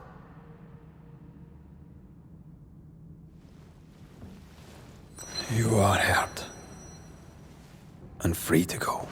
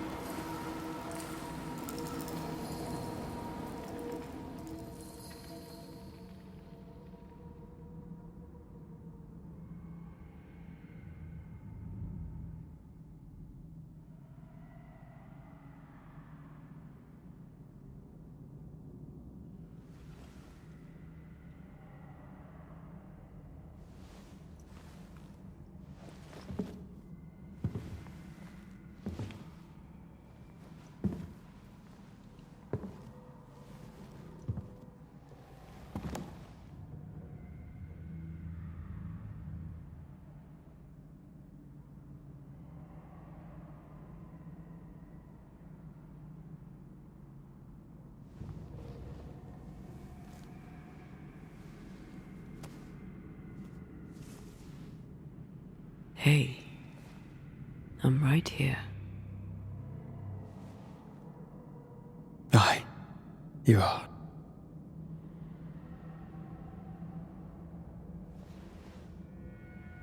This is unfair. Yet here we are. What am I going to do?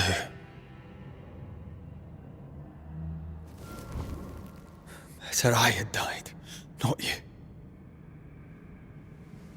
Either way, we must part. I love you so. You were the love of my life. Stay.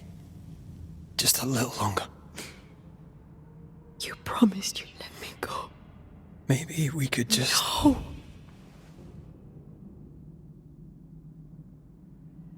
Stay. Please. Don't do this. I can't stay. You know I can't.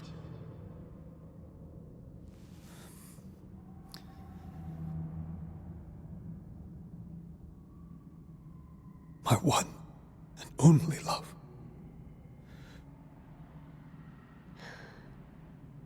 Thank you. Farewell.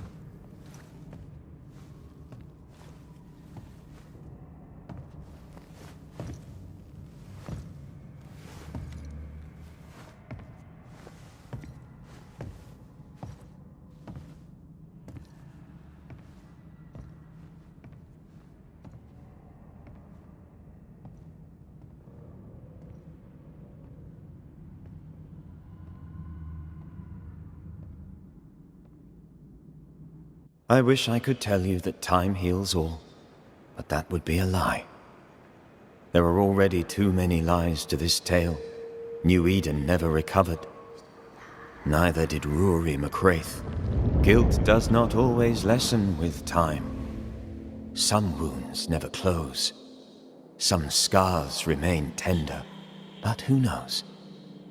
Perhaps someday, a grey-haired Scot may sail to Cuba and tell the Duarte family of their daughter's death and of her greatness. Perhaps he may even admit that he misses her and will miss her his whole life long.